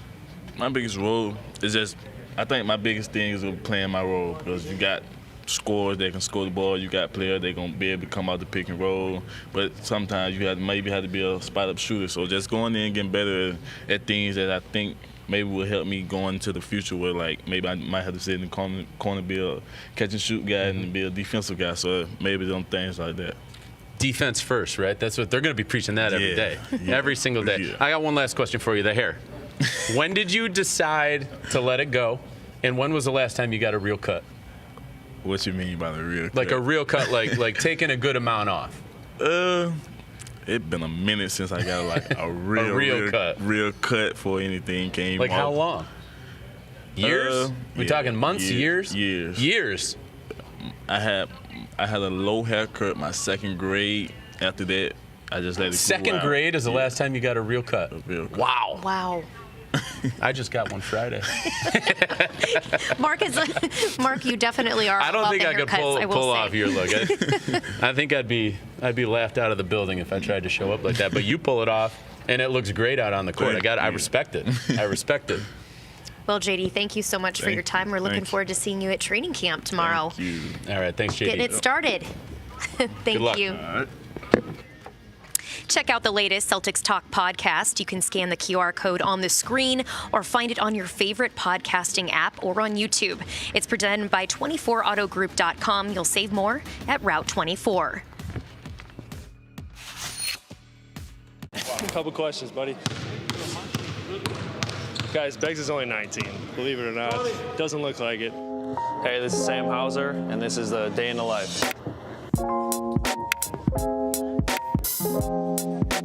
It's pretty surreal being an NBA player. You know, I grew up dreaming of this, and now really experiencing it, it's kind of hard to look at it from an outward view and just understanding like the stage that I'm on and how much work I put in to get here. But now that I'm here, you know, I want to establish myself in this league and show that I belong, and the work never stops, and I wouldn't want it any other way. Just a good experience to be back here and show that I've grown and gotten better throughout, you know, the last year. So this stage is pretty cool for me to kind of showcase what I can do. I'm Sam Hauser, and that was a day in the life. Pretty fun day in the life, Sam. Yeah, it was. Summer League was fun. I had family and friends out there, and we had a good group of guys, and we did pretty well out there, too. It's fun to watch. Yeah. I know you played in the Summer League, too, in 2021. Joe Missoula was actually the head coach of the team. Just your thoughts on him now being the interim head coach for the Celtics. You already kind of have that experience seeing him in that head coaching role. Yeah, no, I'm excited. I think he's a really good coach. I had fun playing for him in the short period of time that he was our coach, but I think he's going to be ready to step up to the plate and hit this out of the park, so I'm excited. What do you remember most from the way that he kind of approached the day-to-day aspect of coaching you guys back then? Yeah. I'm sure it's going to be a little bit different now that he's leading the way here with the actual Celtics, but what do you remember from the way that he carried himself every day? Yeah, you know, from what I remember, he's a hard-nosed coach, says it how it is, and but he truly cares about the players. Like, he cares about you on the floor, and he cares about you off the floor, and but he's ready to go. I can tell he's really locked in, you know, being named the interim head coach, and he's ready to go. So I'm excited. What's this ride been like for you since draft night, right? Like undrafted to two-way with the Celtics to now transitioning into a full-time role and contract with the team. Like, this has got to feel a little bit like a dream that you're going through, a well-earned dream. But yeah, take us through this experience for you over the last couple of years. Yeah, it's been a whirlwind. There hasn't been much time to kind of just take a breath and kind of take it all in. But you know, draft night was wild. You know, did get drafted, got a call from the Celtics right after, signed a two-way with them, got converted at the trade deadline, and then got an extension after the season. So a lot of it has been going on. You know, we made it to the finals in my first year. Like, it's crazy. Like, you just never know when things are going to happen or if they're ever going to happen again. So I'm just trying to enjoy it as much as I can and try to be where my feet are as much as I can. But at times it's hard, honestly. Yeah. What are your expectations for yourself this season? There's a lot of talk out there on Twitter. People love you, by the way, on the Celtics Twitter, and they're like, thanks, Celtics we Twitter. Really think that Sam Hauser is going to have an opportunity to make an impact on this team. Obviously, the three-point shooting, you've talked about working on your defense. Like, what are your expectations for yourself heading into this full year with the team? Yeah, well, I'm excited for the year to start, and whatever opportunity that I'm given or whatever opportunity I earn, I'll be ready for it, and I'm just excited to show what I can do and how I can support the guys that are already, you know, solidified in our rotation. So hopefully I can crack the rotation for every night, but you just never know what can happen. So you can only control what you can control and make the most of your opportunities. Yeah, what can you add to help the guys around you get better? Yeah, well, I think I have a high IQ for the game. So being able to space the floor, play off of Jalen and Jason, and make shots when I'm open, and help the team on defense as much as I can, and try to just do the little things, and just be that type of player who you can count on and trust out there. Amanda, talking about the way that he can impact this team and talking about the shooting in particular. After one game last season, I was in the back hallway and I heard Brad Stevens talking about the unique ability to come off the bench cold and make threes immediately. And I mean, he was dead serious. He was talking about you, that is a rare ability in the world of basketball to be able to do that and how valuable that is. What is it about your mental makeup, the way that you see the floor, that allows you to come in cold and make shots? Because they're like he said, like I said, like there are not many people in the world that can do that. Yeah, it's hard. I'm not gonna lie, it's hard. But like I said before, like you just have to be ready for your opportunity whenever your number's called. And last year they were more sparing, so whenever I did get the chance to go out there, you know, I was going to be ready to go and was going to be really excited and just try to take advantage of it. And you know, you can't really control makes or misses necessarily. Obviously, I made a decent amount of them, but in terms of like the practice reps and all that, you know, I put the work in every day, so I was glad to see the results. Amanda, one more question for him before I let you jump in here. With that three-point shooting, how do you think that can impact the team this season? I mean, obviously, the team loves to have open space for a guy like Jalen to go to the basket, a guy like Jason to go to the basket. That's why Peyton Pritchard has been such a valued piece of this organization for the last couple of years. But how do you think that your three-point shooting can actually impact the other players on the floor?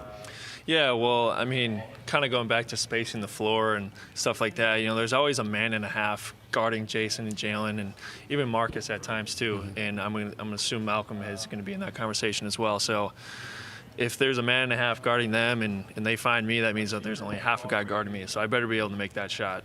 So spacing the floor, doing the little things like I said, rebounding, setting screens, getting those guys open, because getting them open helps me, you know. Mm-hmm. It helps me get open as well because all the attention goes to them. So, yeah, so I mean, just trying to find my place. You know, it's going to be a learning process for sure right away, but I'm ready for it.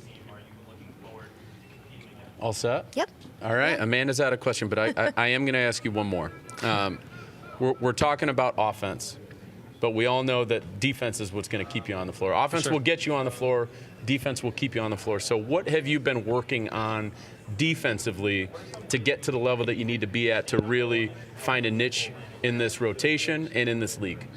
Yeah, well, I've been focusing on my positioning, terminology, the schemes that we try to run here with the Celtics, and obviously just overall just getting better individual on defense. I mean, guarding straight up one-on-one. I mean, defense is something that you can always work on, and there's never like an end point to where you're trying to reach, but you can always get better. So just trying to be a great team defender and hold my own when I'm in the isolation situations. So, yeah. Well, it looks like you've been improving. Obviously, the team has seen that improvement. That's why you brought on for a full-time role. Congratulations on that, man. You've earned it. It's been a heck of a year plus that you've had to go through to get to this place today. We're looking forward to seeing what you bring to the table this season. Yeah, I'm excited. Appreciate that. Thanks for having me. Yep. Thank you. Good luck this season. Thank you. Yep. All right. Hey, Celtics fans, do you want to have some fun and support local kids? Join us at Encore Boston Harbor on October 12th for the official Cintron after party of the Boston Celtics Shamrock Foundation Tip-Off Gala. Visit Celtics.com/gala to purchase your tickets now. And we'll be back right after this. We're going to take a look at the dunks of the year before we have another player jumping on set with us. Enjoy.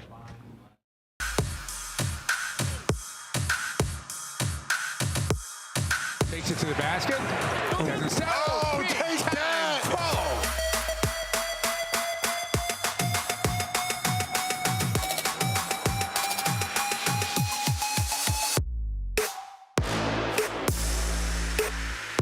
Oh, big finish! Robert Williams on a special delivery. That was nasty, Time Lord. Brown.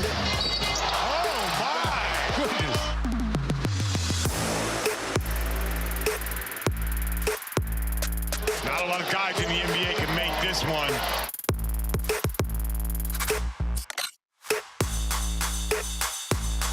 Oh my gosh!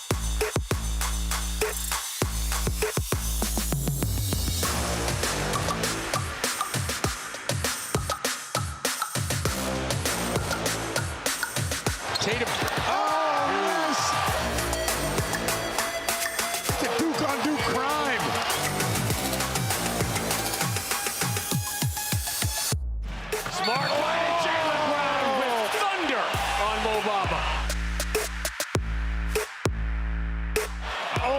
goodness. Oh, that's a man's jam. Jason Tatum. Oh, my. Robert Williams with the flush.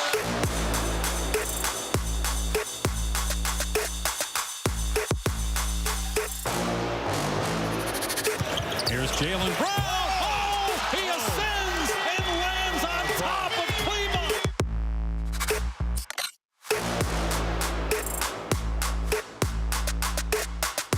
And then he says a hello to Kevin Garnett right after.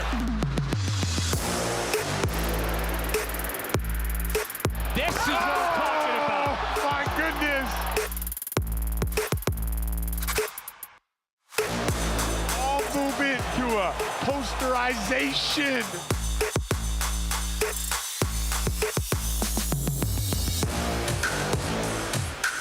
Marc throws it up, and there he is. Off the backboard.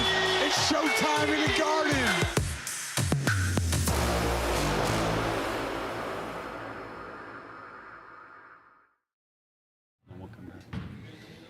Seas fans, gear up for this season with a special 20% off select items today at Celtics.com/shop.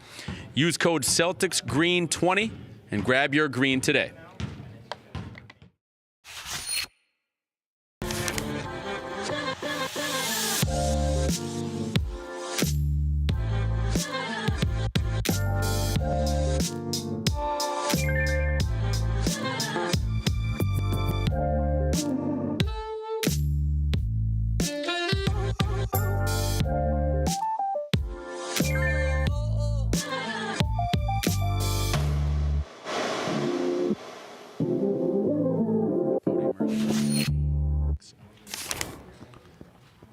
Hi, everyone, and welcome back. Marc, we talked about Rob Williams and just his injury that's going on right now. Out 8 to 12 weeks, unfortunately, following knee surgery. I believe that we have some sound from him. He talked at the podium earlier, so let's see what he had to say. Well, there's some recurring problems, you know what I'm saying? Obviously, it took a toll on me mentally. You know, I want to be there, but, man, all I can focus on is rehab now, man, and just getting back on the court, you know. That's what I'm ready for.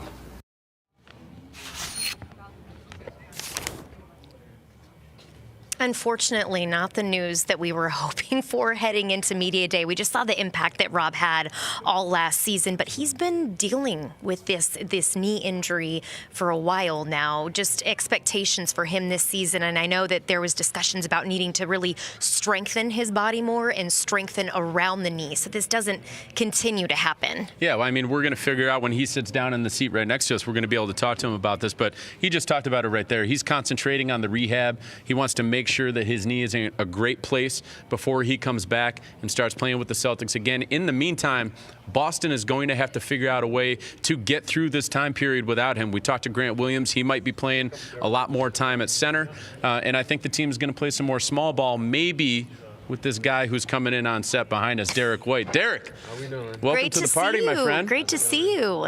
How's Media Day treating you so far? It's been First a lot. Media Day with the Celtics, by the way. Yeah, it's definitely a little different than we had in San Antonio, but it's been fun. In a good way? Yeah. Because you're here with us right now, Of course, this is the best part. I think you have to say that, though, right? I've been looking forward to this all day. I'm sure. That's what everyone says. How was the off season for you, and just what you've been working on to improve your game and just physically, mentally, everything? Yeah, the off season was fun. Spending back in Colorado, back home, just hanging with my kid, hanging with the family, watching them grow, and then obviously just trying to be stronger, working lifting and stuff like that, and then on the court just continue to work on things I've been working on, just be more consistent as a shooter, and had a lot of fun this off season, and I'm excited for this year to start. Hendrick's 4 months old at this point? Is that right? He turned 4 months last week. That's awesome. Yeah. How has being a father changed you? I mean, because I know I haven't reached that point yet in my life, but I know from talking to people, especially Rob Williams, when he had his first child, it changes you in some way, shape, or form. Can you speak to that? Yeah, it's been fun. I always tell him I don't know what I'm doing, and so take it easy on me. But just trying to learn each and every day. It's cool just to see him grow. He's at a stage now where he's smiling a lot, so it's always cool to come home and see that smile and just hang out with him and watch him get all these firsts that he's doing. You talked about having fun this offseason. We saw all over social media a couple weeks ago. You were out in Vegas. You were able to watch the Aces win their championship. I was in Connecticut. Connecticut. I'm sorry. Yeah, the game was in Connecticut. The Vegas of the Northeast. Yeah, exactly. I mean, it's exactly the same, right? There's a casino right down the street. But no, why did you want to make it there? And you were able to see Becky Hammon, your old coach, win a title. What was that experience like, and why did you want to be there? Yeah, I was watching the playoffs the whole time, and I mean it's high-level basketball, and I knew it was only like an hour and a half away, so I definitely wanted to go out there and just support them, and obviously to see Becky. It was great to see her get that championship her first year, and I always knew she would do great things, and it was great just to be there and see her win it. Well, I covered the Aces a few seasons back. What are your thoughts on A'ja Wilson? I mean, just what type of player she is. She's great. She can do a little bit of everything. Yeah. Both sides of the court. Had a great year, great playoff run. Just plays the right way, plays hard, and it was fun watching her. And it was good. It was cool to be live in person to see it. Well, last year, in talking about people who can do some things on both sides of the ball, you certainly fall into that category. The Celtics acquire you at the deadline from San Antonio. You come in, I think you played like the next day, right? You came out and you shot the ball well from three-point range. And then, you know, some ups, some downs the rest of the season, more ups than downs for sure. But I would imagine that you want to take it up another notch this season with the Celtics. Why do you think you will be in a better position to do that, hitting the ground running here from training camp moving on, as opposed to a midseason acquisition? Yeah, I mean, I feel like from February to June, it was the craziest 4 months or whatever of my life. Like, it just happened so fast, having a kid during it and everything. Like, so this year I feel just much more comfortable. I know everybody knows me, and I'm excited for the year to start, and I just feel much more settled in, and not everything's changing all around at once, so it's going to be fun. Yeah, lots of changes too. New interim head coach Joe Missoula. What do you think he brings to the table? I mean, Joe's been great ever since I've been here. He helped me a lot last year, like with the defensive principles and what we do. So, I mean, a lot of respect and love in this locker room for Joe, and I'm excited to see him step up into this role, and it's going to be great. As a player, I've just got to ask your perspective on this. He is only 34 years old. Him and Will Hardy, ironically, are the two youngest coaches in the NBA right now.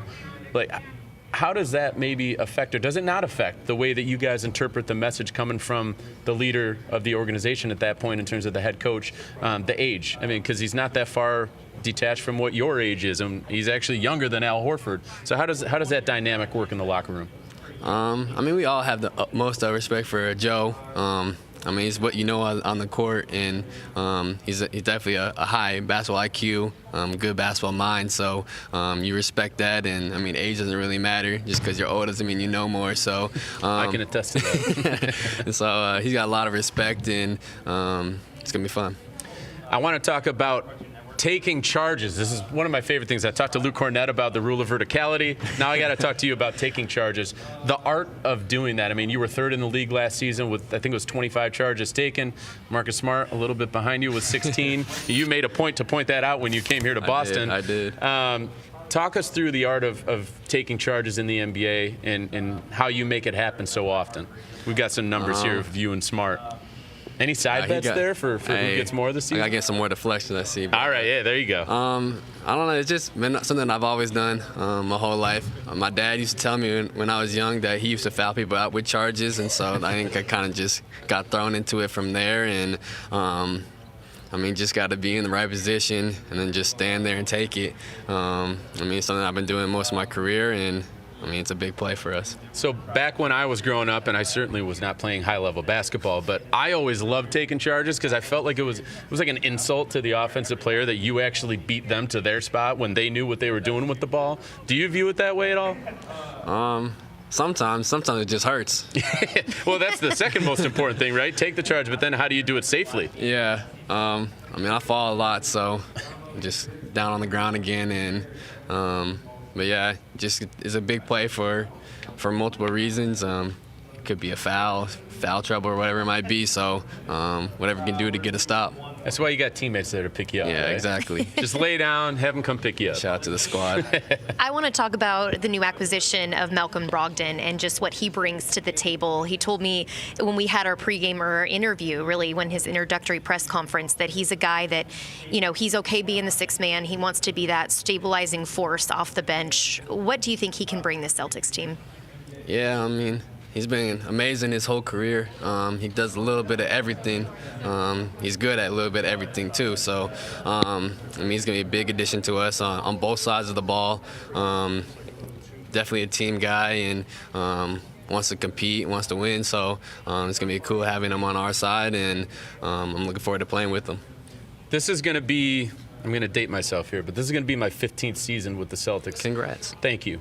I have never seen a backcourt more stacked than what you guys have this year. I mean, you've got 4 players, including you, who have received all defensive votes in the last 3 calendar years. You've got a guy like Marc Smart, who's the Defensive Player of the Year. All of you can take the ball off the dribble. All of you can make shots. How do you view this group kind of fitting together? And all of you are kind of, you can play so many different roles. So how do you see this unfolding with all of this talent in the backcourt? Yeah, I think it's going to be fun. I mean, we're all really versatile, can do a lot of different things on the ball, off the ball. Just going to be just getting used to playing with each other, which will come. We've been playing open gym stuff with each other, so it's been fun, and I'm enjoying all that. And, it's been one of the best backcourts I'll be around in my life, so I'm looking forward to learning from them and just playing with them. Are you looking forward to some more small ball this year? Because I feel like the team is just made up to play small and play fast, faster than most of the other teams in the league can accomplish. Do you think that that's in the cards for you guys? And then what's your reaction to that? Do you like playing that type of ball? Yeah, I think it's cool that we can do a little bit of small ball. I mean, if we want to, we can go big too. We can do a little bit of everything. So whatever the game is telling you, whether it's we go small and use our speed, use our quickness, or we can go big with a lot of teams. So I think it'll be fun. Just the different lineups, the different rotations that I'll do, and I'm looking forward to getting out there and running up and down and getting some easy baskets and letting our defense turn into offense. Amanda, do you have any dad jokes for I was going to ask you, now that you are officially a dad, how many more dad jokes do you have? Are you getting a lot of them, or? I do have a lot of dad jokes now. But more? Have you added to the repertoire? Yeah, I got a lot more. I got to memorize them a little better. But I had just told one back there. Do you want to tell us? Yeah, can you share?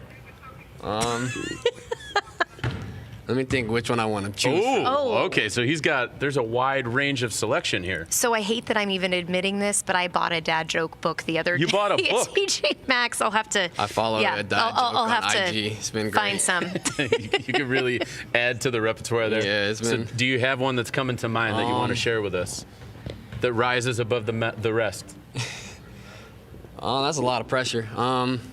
If you don't have one, that's okay. I'm sure I will laugh. Well, Did you hear about the restaurant on the moon? It had no atmosphere. Food was good, but no atmosphere. Okay, you know them all. Food was great, but no atmosphere. Yeah, I knew that one. Nicely done. All right. When you die, what is the... No, that's not the one I want to do. Okay. That's too negative. For a second there, I was like, where's What this did going? one hat say to the other one? One hat say? I don't know. You stay here. I'll go on ahead. I like it. Good choice. That's a solid one. Dad jokes are my jams. That's a solid one. Does- I've been following this dad joke on IG, and Yeah, I think our producer is saying that he wants to know what happens when he dies, though. no, it's like, what's the last thing on your body to die? And it's like your pupils because they dilate. Oh. Man. I messed up the joke. It's That's okay. on me. See, I don't have any of these dad jokes, so I appreciate every time you bring them to the table. Yeah, I gotta do better. I'll do some research. I'll give you my book. I think it was pretty good. I'll just give you my dad joke book if you want that. You might need it though. Yeah, that's true. I'm just left in the middle with nothing. Yeah, I'm just, you just listen. Yeah, I appreciate Some them, pity though. laughs will I be know. used. I don't get very many laughs out of my friends around here, so I'm Sorry, just gonna Marc. sit back here. Amanda, do we have a promo here that we're tossing in? Post Up, Celtics Post Up. Derek, thanks for coming on, by the way. Tonight at 7 p.m., be sure to tune into a special Media Day edition of Celtics Post Up on NBC Sports Boston. You'll see the very best reaction from Media Day, plus Amina Smith, Brian Scalabrini, Eddie House, and Chris Forsberg will look ahead to the upcoming season. It's all presented by Eastern Propane and Oil. They're in your neighborhood. And now we have the man who cannot miss from long range, cannot miss from the free throw line. He is an elite shooter. Peyton Pritchard, welcome to the show, man. Thank you guys for having me. Great to see you. Great to see you, too. So happy to have you on the show. Listen, the first thing I want to talk to you about is that shooting. And I don't know if you know this, but you are the top shooter in NBA history from the free throw line among players who have attempted at least 66 free throws. That's a weird number. Shout out to our guy Taylor Snow for pulling that stat. But did you know that? I didn't, but 92.4%. There's a lot of time ahead, so we'll see if I can keep it. Just keep bumping it up throughout the season. That's the plan, but we'll see. No, first off season in your NBA career without a summer league. So my first question to you that is actually serious here, what did you do this offseason to get better? I worked on my body a lot in different parts of my game, but for me, I think most people know I'm a hard worker, so I was really routine and tried to focus on certain areas of my game that I knew could help right away. So yeah. What are those areas? A lot of it came, I play off the ball some here. Like, it's a transition from college and high school. I've had the ball. I've been a point guard all my life. So, and you're playing with other guards, you got to learn how to be effective off the ball. So I see people like Patty Mills. I mean, even I'm not comparing myself to him, but Steph, how he moves without the ball and makes people around him better off that way. Your 3-point percentage was higher than his last year. I'm just saying. Yeah, he takes a lot more though. But just like watching how they move without the ball and like how they can get, score in different ways. I've tried to add that to my game. I do have a question. Did you break your nose? I did. This summer. Okay, I think. Yeah, I did. I did it Max, again. can we bring this up? I think we have the video of you playing in the mask. And then Marcus Smart commented on it, obviously. There it is. But yeah. So, what happened? How did I break it? Yeah. How did you? So one of my best friends, we were playing outside on a 9-foot hoop, just messing around. He's broke it on the rim. No, he elbowed me while we were up in the air, and I'm like, oh. And I knew right away that I broke it, but he felt bad. I mean, he's a football player, so he's a little aggressive, but. But you're good now. You don't need anything I'm for good. training camp, mask or anything. I'm out of the mask and everything. Okay, so, yeah. good, yeah. Let's not make it 3 times. I kind of like this mask was all right though. This is one of my favorite masks. How is it different than the other one? It just kind of fit better. Okay. I could breathe a lot better in it. Yeah. Did you consider going Rip Hamilton and just keeping it for the rest of your career? Nah, I never thought about that. Okay. Well, if it happens 3 times, I like seeing my face. I would suggest you take a thought about that, of maybe wearing it for the rest of your career. I did think about it, but I think I'm just gonna take the chances. I got these 2 front teeth are fake. They're capped because of getting knocked out. So. Yeah. My nose has been broken twice now, so. Jeez, you're like a hockey player. Yeah, it's inevitable. It's going to be hit again. Oh, my goodness. But, Peyton, just for you looking ahead towards this season, obviously some changes going on. Joe Missoula stepping in as the interim head coach. Tell us more about your relationship with him and what he brings to the table. Well, Joe coached us when I played Summer League that 1 year. So I've seen him as a head coach, and I think he's going to be tremendous. And he's an extremely hard worker and intelligent in the game, so I think he'll do great. When you look at this team, Peyton, and obviously you're bringing back most of the players from last season, but you add a guy like Malcolm Brogdon, you lose a guy in Robert Williams for the first 8 to 12 weeks of the season. What do you think is the most important aspect of kind of putting this team together here as you hit the practice court tomorrow with those couple of changes that are happening with the roster? I think it's just finding the identity. I think last year we kind of, on the defensive end is where we started things. Our offense will carry and we'll get better throughout the year, flowing together. But defensively, it's where we really got to put our foot down and be physical. And we could be smaller at times, but being physical and outrunning people. I've asked this to a couple of the guys who have sat down here today that, every team is its own entity. No matter how many of the people come back from the prior season, from the players to the coaches, it's difficult to replicate things, no matter how good you were the year before. So what is the key to you guys replicating what you did defensively last season? I think it's just it starts in practice. It starts every day. People, doing the little things, paying attention to game plans and stuff like that. But I think our defense will be very similar. I mean, we kind of, like I said, we established identity on that end, and we're going to carry it over. You now have a finals run under your belt, the Celtics team, just having that experience now, that maturity. How do you think that better sets you up for this season and just knowing how to handle those moments? For sure. I think it's a confidence boost. Going through the run we went through last year, how we started the season and then how we had to end the season. Then going through the playoffs, it wasn't easy playing, Brooklyn first round, Milwaukee, then the Heat, then the Warriors. So we played, tremendous teams, and every team was a little different. So I think we learned how to game plan for different people and what it takes to make it that far. So I'm just looking forward to this year though and see what happens. Let's get you in the 3-point contest this year. I'm just saying. Yeah, that would be fun. I would do it. Have you done any before? I have. And I don't think I've lost. Oh, okay. All right. Then well, you have to stamp it. I'm going to send a note into Adam Silver. Let's make this happen. Let's do it. Let's All do right, it. Peyton. Appreciate it, man. Great to see you. Thank you so much for your time. Thank you. We'll join the season ticket member waitlist for priority access to secure a full season membership. When ticket plans become available, visit Celtics.com/waitlist to learn more. We're going to take a quick break, but we will be back right after this.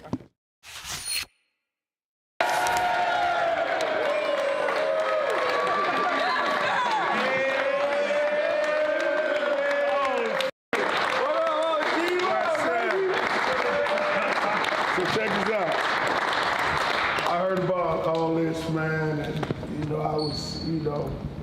I'm really honored, man, for you to say this about me and about all of this. And this is it. You a guy that, I think reminds me of myself. Everybody asks me about it all the time, and it's be you. You play that D the way you're supposed to. You play with a chip on your shoulder and some heart. You know what I'm saying? So, but this ain't true though, man. This ain't true. You don't have to just have GP, you know what I'm saying? Because now I want to be the first to let you know the 2021-22, Kia Defensive Player of the Award winner is y'all guy. Yeah. What's that, TV?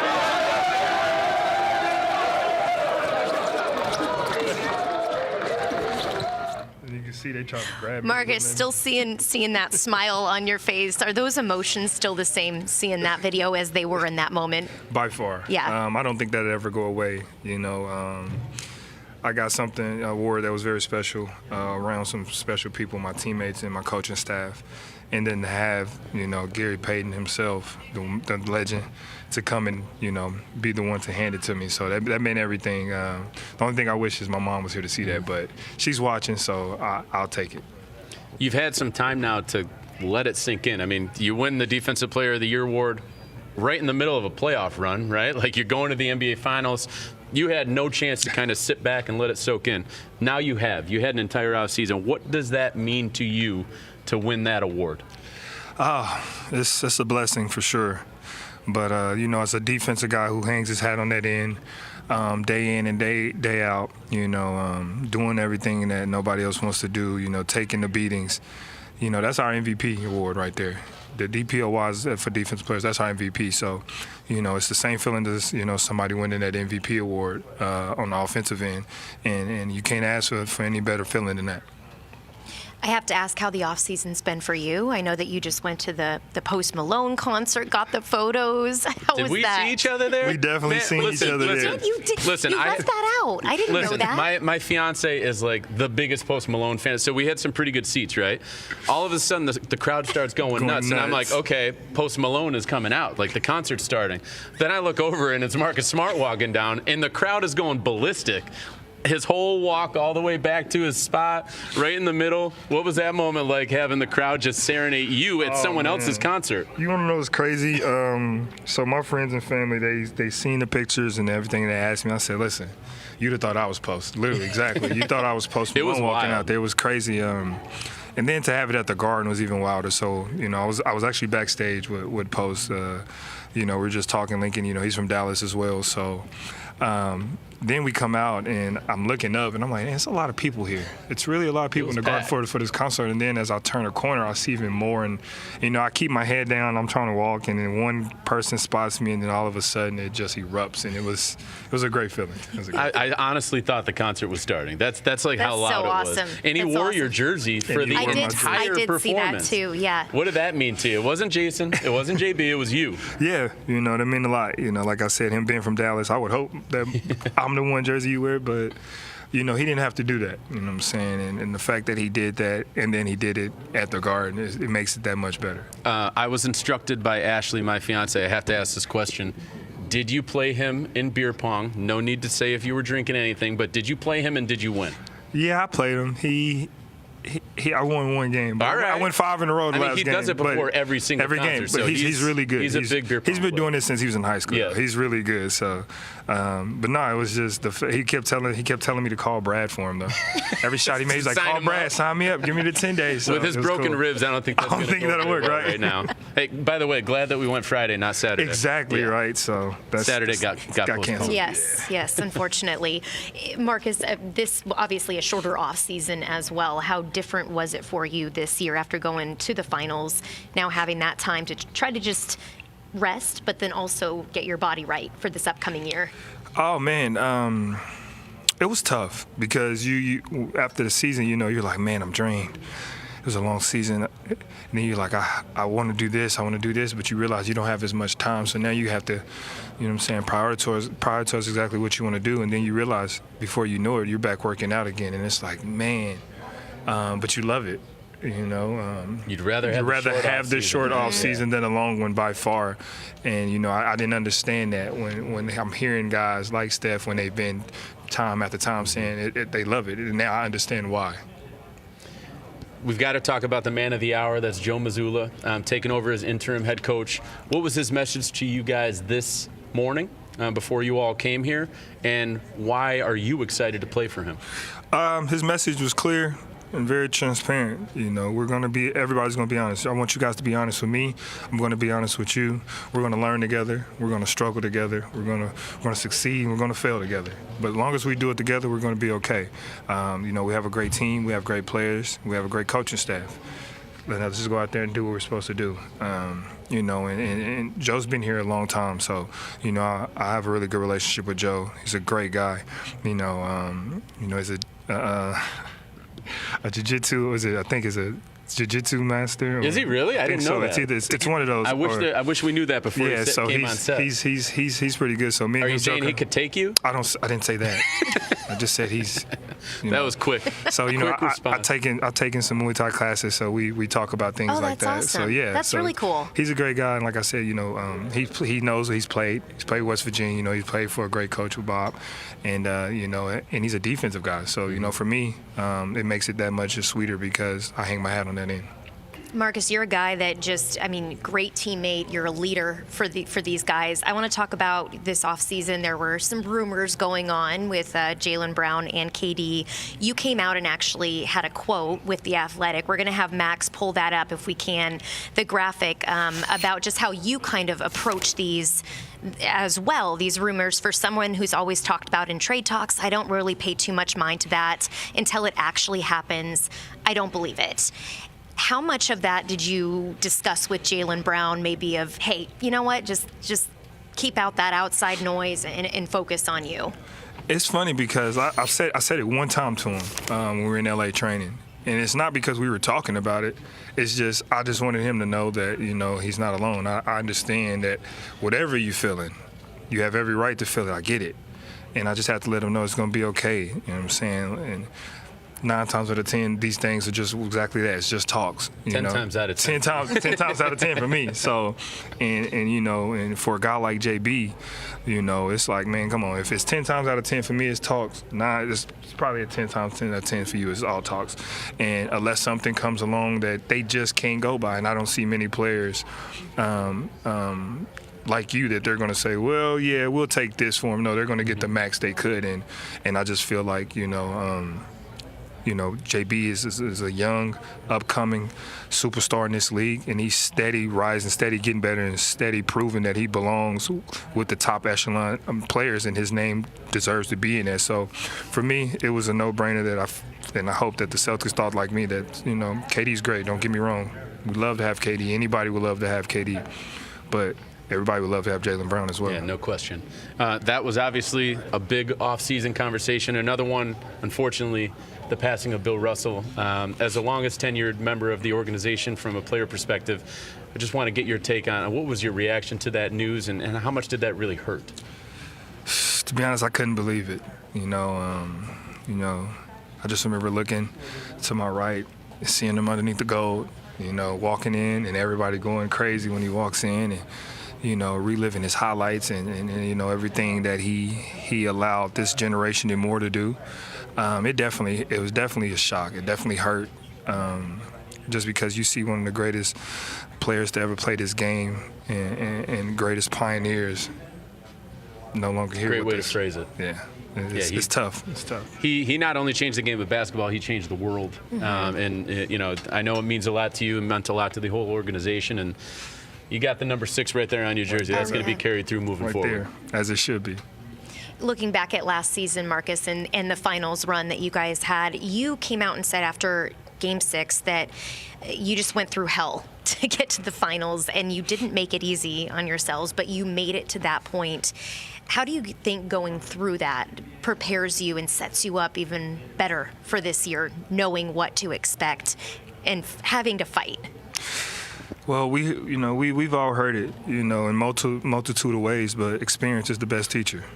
That's the, you know, you can only simulate so much of life or so much of something that, you know, eventually, you know, you have to be able to have that real thing, and that only way to do that is to actually go through it. So for us, we had to go through the storm to see that, hey, it rained a little bit, but there is a rainbow at the end of this. We just got to keep going. So for us, it gives us that satisfaction knowing that no matter how bad it gets for us, it's always going to be a brighter day for us. I want to go back to defense, Amanda. This is what we talk about with this man right here, the Defensive Player of the Year. We just brought this graphic up when Derek was sitting here. I don't know if you're going to love this. Uh-oh. Let's see if we can pull it up here. But this is deflections from last year, charges drawn from last year. No, you're the leader in deflections, so let's not. I know, but you said the chart. Yeah, the charges drawn. We're going to have it up here in a second. But from a charges perspective, I asked him. Here we go. We're coming up. What do we got here? So you're the leader in deflections. He's got contested shots and charges. So are there any side bets between you guys this year as you go into these 3 categories? It isn't, but I think it should be now that I'm seeing this. This is the real motivation for you. This is the real motivation, especially because, you know what's funny? I remember last year him mentioning something about, in one interview, about the charges taken. It was right after he got here. Okay, so that's what he knew. Okay, yeah. Okay, so we definitely got to have a side bet now. No, but I also asked him to kind of take us through the process of taking a charge and how do you become so great at it. Can you give your insight a little bit as to what it takes to not only take charges but take them at a high rate in the NBA against the best athletes in the world? Yeah, I mean, 1, confidence. 2, you got to be fearless. And 3, you just got to smart. Like for me, I was always taught the best player in the game, like if you ask a question, what's the best player in the game, a lot of players will give you something probably dealing with offense, right? But the best player in the game, to me, is a charge. You wonder why? 4 things good come from a charge. 1, it's an offensive foul, which is also a team foul against the other team. 2, it's an offensive foul against probably 9 times out of 10 who's driving, their best player, right? 3, what does it does to that player in his mind? You know what? Next time I drive, I got to be careful because I am trying to run into somebody. Now they're second guessing themselves and we're taking them out of the game. And 4, your team gets the ball. So this isn't the first time you've thought about this or said this out loud, right? No, it's not. This isn't at all. You know, this is something that you know, as I was growing up, been taught. You know, and everybody's so scared to take charges. Like I understand. It's a little fear in that. You know, you don't want to get hit a certain way. You don't want to get hurt, but you know, that's the beauty of taking a charge. You know, it's a selfless act. You know, by you sacrificing your body, it does something for the team.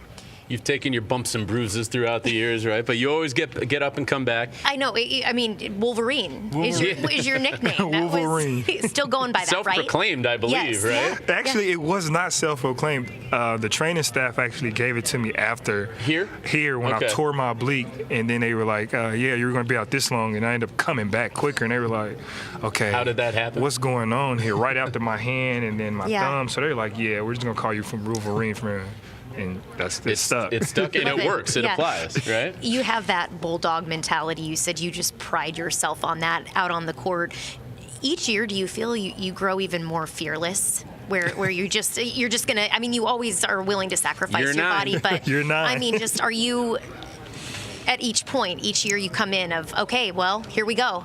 Yeah, you actually do. You know, the more you continue to do something, the more you continue to strive in it, you become great at it. And for me, that's what it is. I come in knowing that just like when Steph comes in and he shoots the ball, he thinks it's going in every time. I know when I step on the corner defensive end that nobody's getting by me. You might get by me here and there, but that's what I'm thinking. Nobody's getting by me. I don't care who you are. So, you know, and when you have that type of mentality, you know, you're going to succeed a lot of times more than not. And with the Celtics not only having you, but Malcolm Brogdon, Derek White, Jaylen Brown. Like, you guys have a heck of a perimeter defense this year. We can't wait to watch it. Marcus Smart, the reigning Defensive Player of the Year. I love the ring of that. I know you love the ring of that. We appreciate the time, and we'll see you throughout the season. Thank you, guys. As always. It's a good time seeing you Friday night. For sure. I'll see you. All right, the Patriots play the Packers in Green Bay on Sunday. NBC Sports Boston will get you ready starting at 11:30 a.m. with Amina Smith, Michael Holley, Tom E. Curran, Matt Castle, Phil Perry, and Albert Breer. Pre-game live is presented by the Oakers Company, proud sponsor of the New England Patriots. We'll be right back after this. I'm here with the newest member of the Boston Celtics, Malcolm Brogdon. Malcolm, welcome. Thank you. We're going to do a little bit of a walk and talk as we get to know you on a personal level, too. But you were recently on the Woj podcast, and you said that the Celtics, they weren't even on your radar. What was the reaction when you found out that you would be coming here? I was extremely excited. You know, this is the legendary organization in the NBA. So to be able to put this jersey on, to be able to compete with this group that made it to the finals last year, it's everything for me. Also on the Woj podcast, you had said that Brad had talked to your agent and had said that he wanted you to embrace the sixth-man role and coming off the bench. How do you plan to do that, and how do you do it? I think you take your ego out of it. I think it's easy in this league to build your ego, to let people pump you up, to let a lot of stuff distract you from what the reality is. And the reality is I'm coming into a situation where these guys have great chemistry. They've made it to the finals. They've basically been at the pinnacle of success in the NBA. And my job is not to come in here and disrupt and take away. It's to add and sacrifice and do what I can to help this team win. What do you think you can add? I think I can add, leadership. I think I can add playmaking on the court, defensive versatility, and just another vet presence that can help close out games. What's something that people don't know about you or that would be surprised to know about? I think one of them is I love to travel. I have my foundation that does clean water in East Africa. So I take a trip to Africa every summer, but I try to hit, at least 2 or 3 continents every summer: Europe, Africa, and then one other wherever the wind blows. So I love to travel. I love to get on the plane and go experience new cultures. You're like Gallo in that sense, too. He said he goes to 2 new countries every summer whenever he gets time off, too. But for you, the Brogdon Family Foundation and also Hoops for Humanity, like you said, very important. What is the mission? So for the Hoops for Humanity is one half the foundation. The other half is the JHA Education Project. So for the JHA Education Project, it's really to enhance education for kids, and whether they're anywhere from middle school and below. And then for the Hoops for Humanity side of the foundation, it's to deliver clean water to people that need it. I think there are billions of people across the globe that do not have clean water, and we are focused in East Africa right now, but we are wanting to expand. But we want to do as much good work in the areas and the countries that we're focused on as possible before we move on. What made you want to start that? just being able to travel to Africa as a It's time to lace them up, Junior Celtics. Our Junior Celtics Academy programs are about to tip off this season. Visit Celtics.com/JRCeltics for more information. And here we are with Malcolm Brogdon, the newest member of the Boston Celtics. Great to see you again. Amanda, bring us in, because you are the one who was conducting that interview with him walking around the court. It was so much fun. Great to see you again. Good to see you. We talked about the off season, how you like to enjoy and go travel when you can. Where'd you go?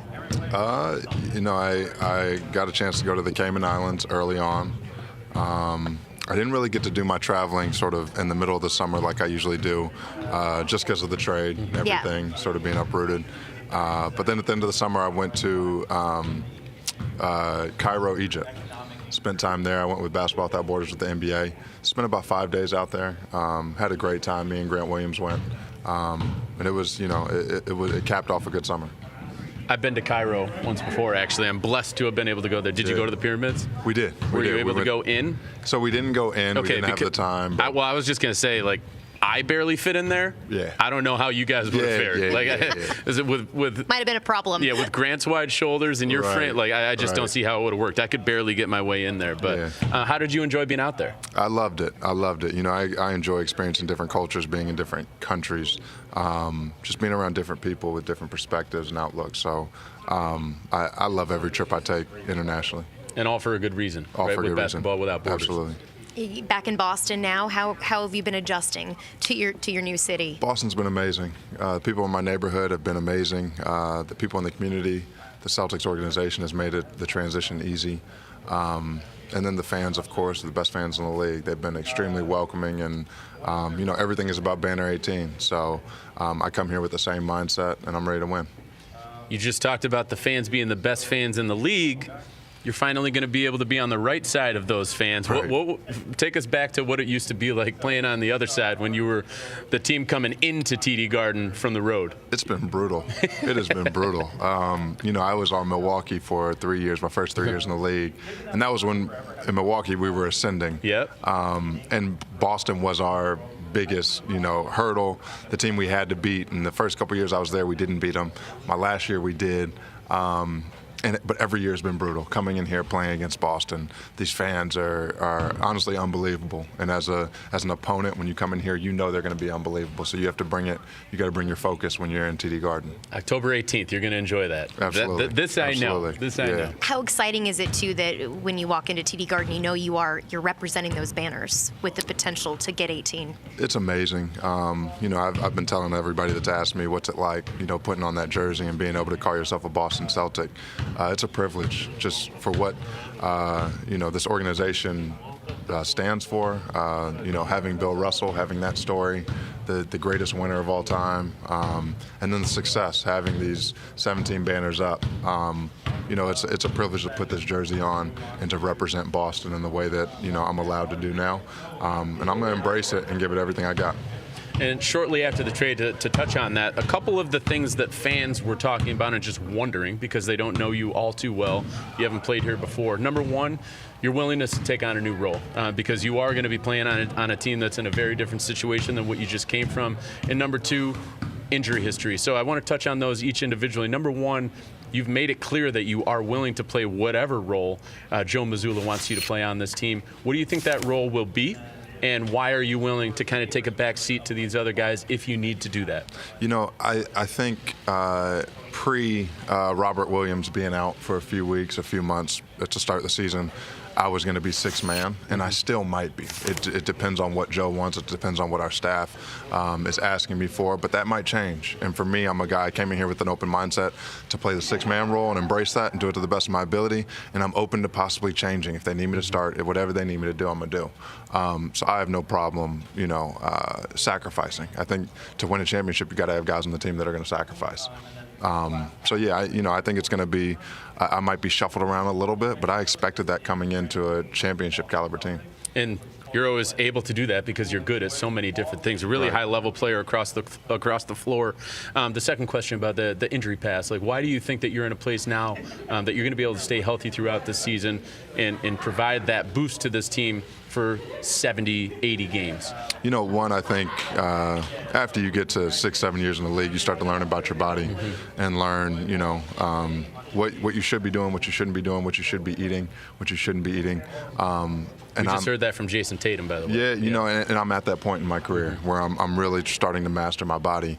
And then secondly, when I was in Indiana, I had an incredible load on my body, on myself, on my mind. And that takes a toll on your body when you're, you know, defending the best player, but you're also running point guard and, you know, are leading scorer a lot of the time. And here I come to a team that's incredibly talented on both ends. They have the Defensive Player of the Year. They have two of the best scorers in the NBA in the world. I won't have to take on a giant load. I'll have to play a big role, but not the role I've been playing 35 minutes a game, 40 minutes a game like I have in other scenarios previously. So I think it allows me to stay healthy and to sort of improve my longevity. You can kind of distribute your energy to a bunch of different areas rather than shouldering that load for a couple different key areas. Yeah. When we last spoke to, you had said this team already has that great chemistry, but for you coming in, you don't want to disrupt or take away. You only want to add. To me, that's a leader. That's someone that just wants to help this team. You're saying you're going to be flexible, everything. What do you think you can bring this team from a leadership standpoint too, and maybe working with Al Horford on that? Yeah, you know, I think just a sound voice. You know, what I've heard is Al is the leader. I've heard that Al is sort of the quiet leader, the unsung hero. People don't talk about him, but he's the guy everybody's looking to set the example and to be a pro every day and to sort of you know, ride the wave when things aren't going well. Al's the steady presence that the team needs and, you know, has always leaned on for years. And I hope to be another one of those guys that's a pro in every aspect, that's also a vocal leader and can, you know, talk and, you know, say things that matter at the right time, because I think that's part of leading is knowing when to talk, knowing when to listen. And then just, you know, I think motivating guys, getting behind Jalen, Jason, keeping them focused, keeping them, you know, great. They got to be great. In order for us to win a championship, those two guys got to be great. And for me, my big part of my job is to help them be great. So that's what I'm here for. I love what I'm hearing. I have been preaching for a couple years now. Malcolm Brogdon would be a perfect fit on the Boston Celtics. I do have receipts out on Twitter. That did happen a couple years ago. I'm like, it needs to happen. Do we want to pull him up now? Or no? I mean, we don't have him here, but you can look it up on my Twitter. I've always thought that you would be just a perfect fit here because you're a lot like Marcus Smart, where you guys can do so many things at a high level. I've always called him the Swiss Army knife of the Celtics. Yep. Now I feel like Joe Missoula's got 2, maybe even 3 with Derek White being included in that realm. So I really think you guys are going to bring a lot to the table as a group. In terms of your role, though, I mean, we've talked about the adjustments that you're going to be able to make. One of them is playing off the ball a little bit more. Talk us through what that adjustment is going to be like for you and what's most important for to align you for success while playing in that role. Yeah, you know, when I was in Milwaukee, I played with arguably the best player in the world, and Giannis, and I played off the ball. We had Eric Bledsoe. We had Dellavedova, we had Giannis, all playing point guard. I played off the ball my entire 3 years, and that was when I was most efficient, 50, 40, 90. I had great seasons there. We'll take that again if you want to give it to us. Hopefully. So I excel in playing off the ball. It's been part of what I pride myself on is being versatile and being able to play on the ball, off the ball, depending on who I'm on the court with. So I think it's a role I'm gonna excel in. It just depends on who's on the floor with me and what the team needs. I can do either. How competitive is that backcourt going to be on the practice court as we hit training camp here? Incredibly competitive. We're going to go at it for sure. I mean, there's no drop-off. I mean, I told Derek, I've been here 15 seasons. This is the most stacked backcourt I've seen since I've been here. Yeah, I think we're going to be very, very good. I know. Looking forward to it. Very, very much looking forward to it. And 2, just in terms of you going into training camp, is there a certain mindset that you have or an approach? Because obviously you're going to build the chemistry with the guys. You know how to do that. But is there, you know, just for the first day of how you approach it? Send a message, prove yourself. You know, I'm a guy that, you know, I've had a good career. I've done things. I've made money. I've won at a high level on certain teams. And but whenever you go to a new team, whether you're LeBron James or you're me, you have to prove yourself again. Especially when you're going to a championship caliber team. I got to prove that I am who I say I am. You know, so that's what I'm gonna do the first day. I've got an important question coming in my ear here from the producer. Are you on social media much? Not a lot. Okay. Not are much. you aware of the nickname that's floating around of Humble Moses? That nickname started with my college coach. Well, it started with my brothers. My brothers used to joke and call me that in high school. It was like a running joke in the family. And then my college coach picked it up, and he started the joke. He sort of kept it going once I got to UVA. And it's just carried itself on? People don't really Does call anyone me, actually call you that? No one really calls me that. Moses is my middle name, so that's where. That's perfect. That's where it comes from. That's where it comes from. And you're humble. And right? people perceive me as humble, so yeah. Is it an accurate perception? I hope so. That's All for right, other good. people to determine. I know during our interview, people were saying too, your voice sounds like Barack Obama. Mhm. Is that something that I think you commented back on that? Yeah, saying, I got that. I get it a lot. That's a compliment. He's the man. So that's definitely a compliment. This is a perfect time for me to throw this in there. I've got it right up here. Your name sounds 100% presidential. Like Malcolm Brogdon has always come off presidential to me. So if you sound like Barack Obama as well, that's a pretty good combination. Like apps like Sleep Stories Right. or something like that, just using your voice. Yeah. No, I have a career after this, for sure. Yeah. A little bit more back on the basketball side. Joe Missoula, now the interim head coach of the Boston Celtics. What have been your interactions with him so far since you got to Boston? And then what did you take out of that first meeting with him this morning as a team? Well, Joe is very well respected amongst the guys. Guys see him as very sharp, knows the game extremely well. Young, but coming into his own very fast, has a lot of respect around the league. But on every NBA team, they put every assistant coach has 2 to 3 guys that they basically watch film with. They work out every day. Like those are their guys they take care of during the season. And I was assigned to Joe. He had me and maybe 1 or 2 other guys. So I got to know him for maybe the past 3 weeks, and then everything happened, and now he's stepped into the role that he's in, the head coach. So it gave me a little leeway as a new guy to get to know him early on. And he's serious, man. He's very detail oriented. He's very focused on winning and improving every day. His thing is improve every day. And I think that's a great mindset for a head coach to have with this team, because this team is so talented. It can be easy to be complacent after last year. It can be easy to be complacent after winning 5-6 games in a row during a season. So to have a coach like that that's going to hold you accountable every game, every day, every practice, it's going to be huge. To piggyback on that, what was your reaction when you heard that he was going to be the guy? I was excited for him. It's a difficult situation for everybody. I empathize with everybody that was in the situation.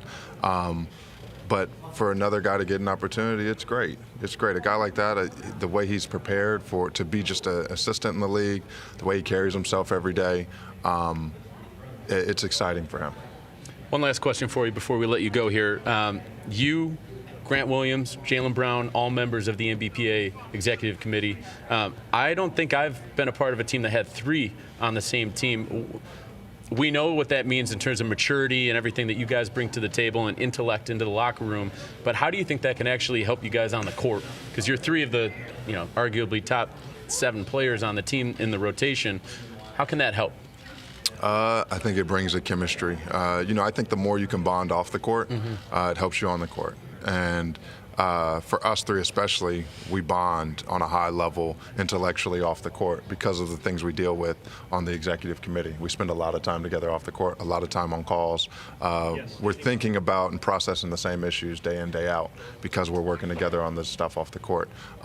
So it's, I think it's only going to help the team. Well, it doesn't hurt that you're also both from Atlanta as well, right? So you got those ties there. But we're actually going to bring him in next. So Malcolm Brogdon, we appreciate the time. Good luck this season, man. Great to see you as always. We're looking forward to it. I'll lean over. Sorry, Marc. No problem at all. This is why we're doing it live here on TV. Everyone can see. All right. Tonight at 7 p.m., be sure to tune into a special Media Day edition of Celtics Post Up on NBC Sports Boston. You'll see the very best reaction from Media Day. Plus, Amina Smith, Brian Scalabrini, and Chris Forsberg will look ahead to the upcoming season. It's all presented by Eastern Propane and Oil. They're in your neighborhood. Coming up next, we got Jaylen Brown sitting down, so hang around.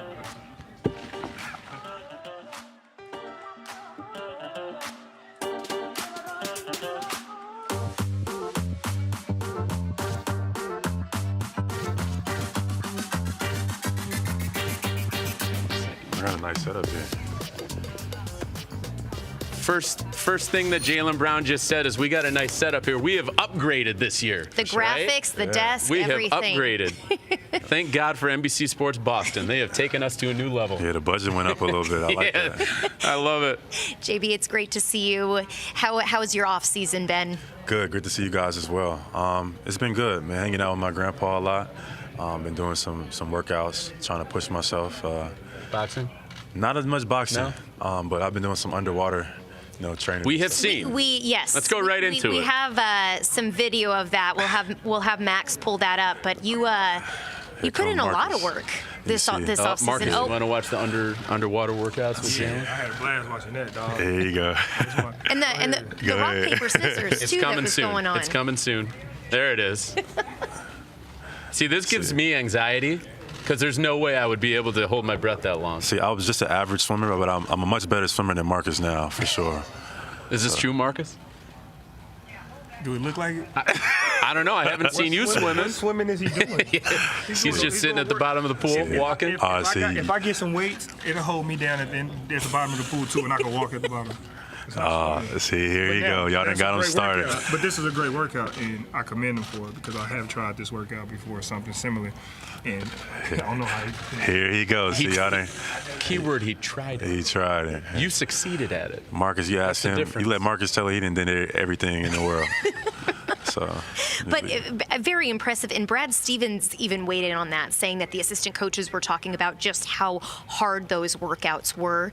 How do you feel that they've helped prepare you? How does your body feel better entering this season? I think I'm in the best shape of my life. I've added some muscle, but it feels I'm carrying it well. I feel great. I'm in great shape, so I'm a little bit more explosive than I've been. So I'm excited. That's scary. Just to say that out loud, like you adding some explosiveness is scary for the rest of the opponents, NBA. Yes. Good luck. Good luck to the other teams in the league. But with these pool workouts, is that something that you have been doing on your own? Is that something that came from the direction of the Celtics? Because we also saw Peyton Pritchard doing some pool workouts. I don't know whose were more challenging or difficult. That's up to you guys. Jalen's looked more challenging, but I think Peyton was doing it for the gram. That's what he was doing. You were doing it for the game. He was doing it for the gram. Peyton was doing it for the gram. I came on my own.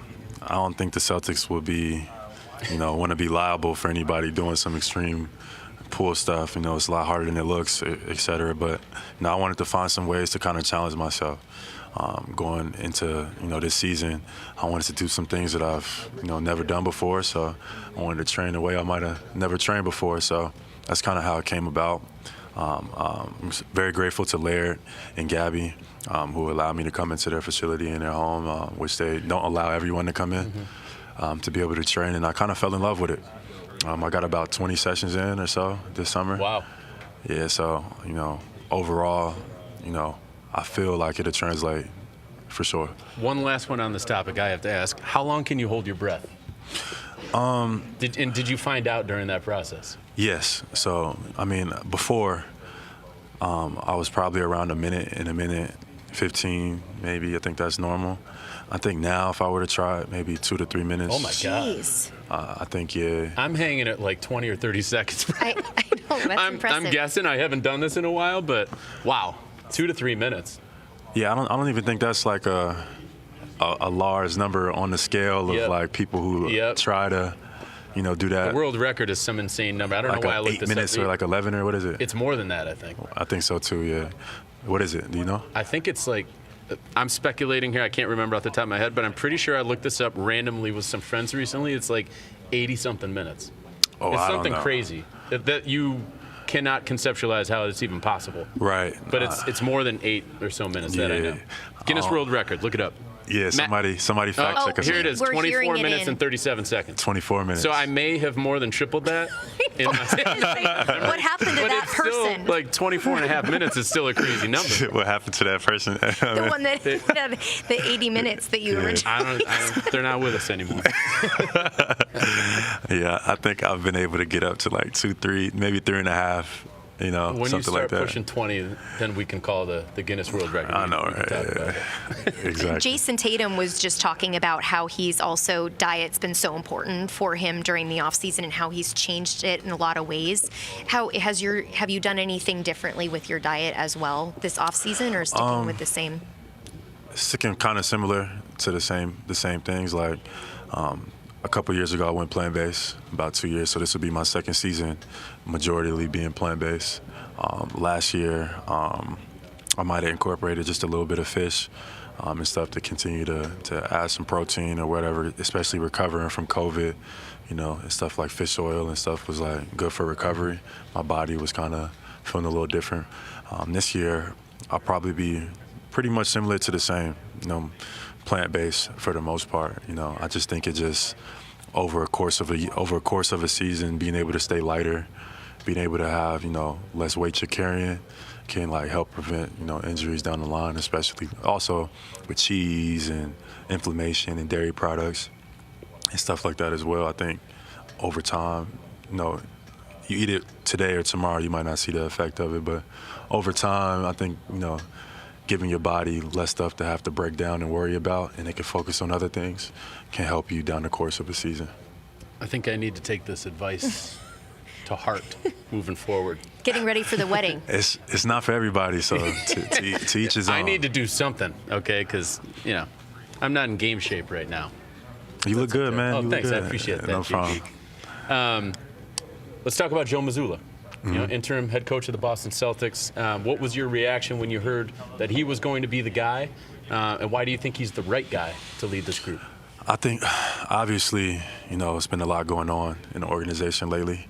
Highs and lows, you know, people have been trying to figure out, like, what's going on. It's not been a lot of information shared, but from the players' perspective, I think the best thing we could do is just put our best foot forward. I've had conversations with Joe. I went to dinner with Joe, and I think Joe believes in me, believes in what I can be in this league and what I can be for our team. He doesn't really see a bar. So Joe believes in me, I believe in him. And speaking of that you don't have a bar, I think this is a great time, Max, if we can pull up the graphic of Jalen's career ascension. I mean, we've talked about this on this show in past seasons, that year after year after year, you just continue to get better. There's a lot of players in this league that kind of plateau. You haven't really done that. If we look at last year, there was a little bit of a plateau, but I think those numbers are a little skewed. The second half of the season, you were up in all of these categories. So what is it about you that has allowed you to have both the physical and mental capacity to continue to get better every single year? Well, one, as a young, you know, when I came into this league, I was 18 years old. So every year I've been able to learn, experience, and get more comfortable with, you know, my journey. But two, I think responsibility. Like every role that this organization has given me, I've pretty much accepted it, taken it, and knocked it out the park. So, you know, I look at it as if you put me in any role, in any position, and you give me time to acclimate myself, that I could do it, help make my teammates better, and help us win games. And, you know, over time, it's just been given to me little by little for whatever reason. But, you know, it's actually propelled me to be better and more efficient and to be able to be a better leader, because I can relate to guys going through the same thing. So some of the things I used to, you know, frustrate me, and I used to ask questions like why I don't get the same. I think it's actually going to propel me forward, and it's been some of my biggest blessing that I've been able to experience different roles in this organization and been able to thrive in them. And now being in a leadership role, you know, I know what those other positions might have looked like, and I can talk to guys being from experience, not from being, you know, from the top down. So you feel like those reins have been removed? I'm curious to see, in the sense, like, you know, we got a new coach now. We had a new coach last year, and you know, things don't always go to plan or et cetera, but I feel like I'm just as capable as anyone in this league, and I don't think that everyone has got to see the best Jalen. I'm a team player. There's nothing wrong with being a team player and playing your role, but I definitely think I have so much more to add to this league and to this organization, and it feels good to be able to talk to Joe, and he thinks the same thing. Well, looking back at last season, you were the Celtics' leading scorer in the NBA Finals. I mean, 34 points in Game 6 for you. Crazy. What did you learn about yourself as a player during that Finals run? I learned a lot. I challenged myself a lot. I was dealing with a lot of injuries that I didn't make excuses for or talk about. I had a grade 1 hamstring injury going into that Milwaukee series, and obviously having my hamstring injuries before, I just wasn't going to let it be an excuse. I played that whole series and the rest of the finals with a hamstring strain, and I just learned to push through certain things. A lot of this stuff is mental, so just having mental strength and fortitude to be able to move forward is important and key. So, like, this opportunity, it was great to be able to play at the highest level, and I wasn't going to miss it for anything. So I think my mind, the capability, how far your mind can go if you push it and take it to different places is important because, I had a grade 1 hamstring strain. I do want to follow up, too, on the finals really fast, but you had said after everything happened, you went to the podium, you said, you felt that there were times maybe that this team showed a little immaturity as players, and just now having this under your belt, how do you think that can help mature this team even more? Well, I think everybody was humbled in the sense, the fact that, I would hope to think that, like, the fact that we got to that point and we lost, I feel like everyone should have had as tough a summer as I did dealing with that, Listening to everybody here, you say, like, oh, you've had such a great playoffs, and you're going to get them next time. Sometimes it's not a next time, right? And even now, dealing with some of the things that we got on our table right now, you see, like, things don't always come the way you expect them to come. So you got to take advantage of those situations. So I think the attention to detail right now is high and alert, especially dealing with everything that we kind of got going on now and having an understanding, like it's no guarantee that you get back. Like, obviously we're going to come in and we're going to do what we're supposed to do, but I want that to be, like, it's not no coasting through the regular season and hoping that, in hopes that we'll somehow fall together. I've been around long enough. I haven't been around long, but I'm long enough that it doesn't work like that. Like, it's going to take dedication from each of our guys every single day, accountability every single day, and that's the way you get back. And I'm excited to start that journey with our guys, but to just think we're going to coast off of last year, it's not going to work like that. I love hearing those words come out of your mouth, because that was the one thing that I was thinking about last year when you guys did get to the finals. There was so much talk from the media about you finally punched through, now you're in the finals.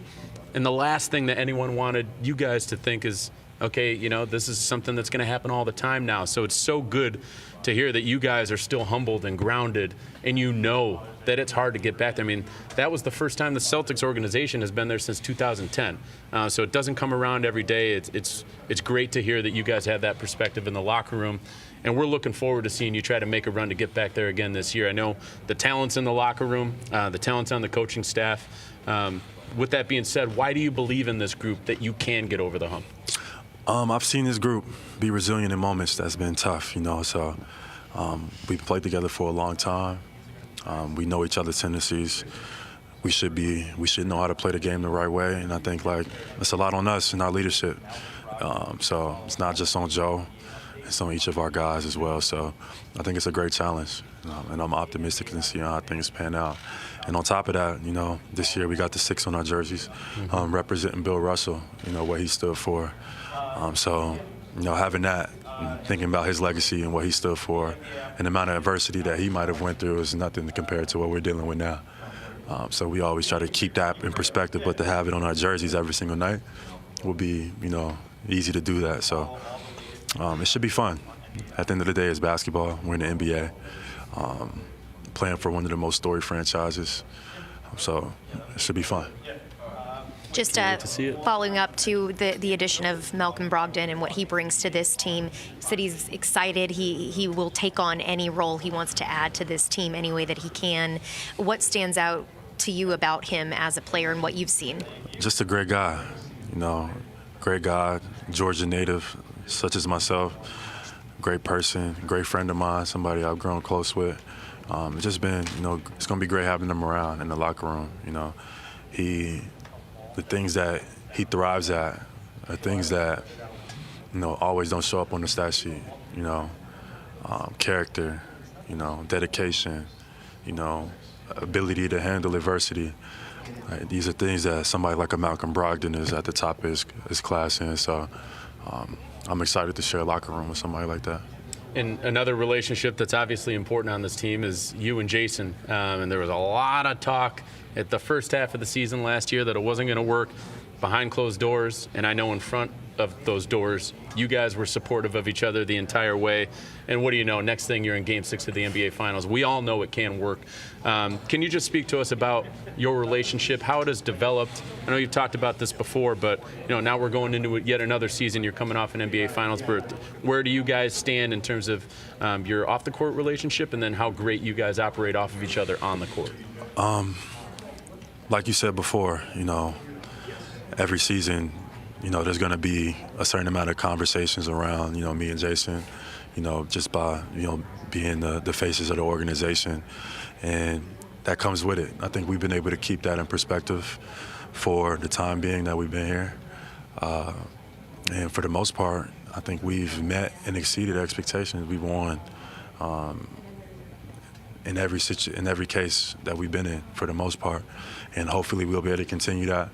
But we know in this league it's hard to win, but we know that we can play off each other, we can make it work, and we can continue to grow together and learn. And we still have so much to do and learn in those categories. So we just try to take it one day at a time. As simple as that sounds, we just try to keep it in perspective that, everything is earned one day at a time, and every practice, every game, adds up into the total outcome. So we just try to focus on the little details, and we feel like that'll take care of the end result. Hey, 25 and 24 years old for these guys, it's just going to keep getting better and better. I know it as individuals. I know we're going to see it as a group together. So we're looking forward to seeing it this season. Thank you, guys. I appreciate you. All right, JB. Awesome. All right. Good luck JB, tomorrow. Thank First you. day of camp. Always great to see you. All right. Thank you, man. Good to hear those balls bouncing tomorrow. Well, the Celtics' first preseason game is this Sunday against the Charlotte Hornets. Check out all the action on NBC Sports Boston. Coverage begins at 12:30 p.m. Celtics preseason coverage is presented by Route 24 Auto Group.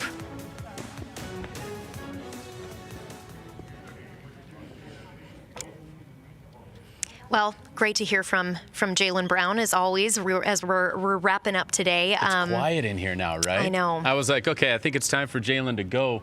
There's literally nothing happening behind us.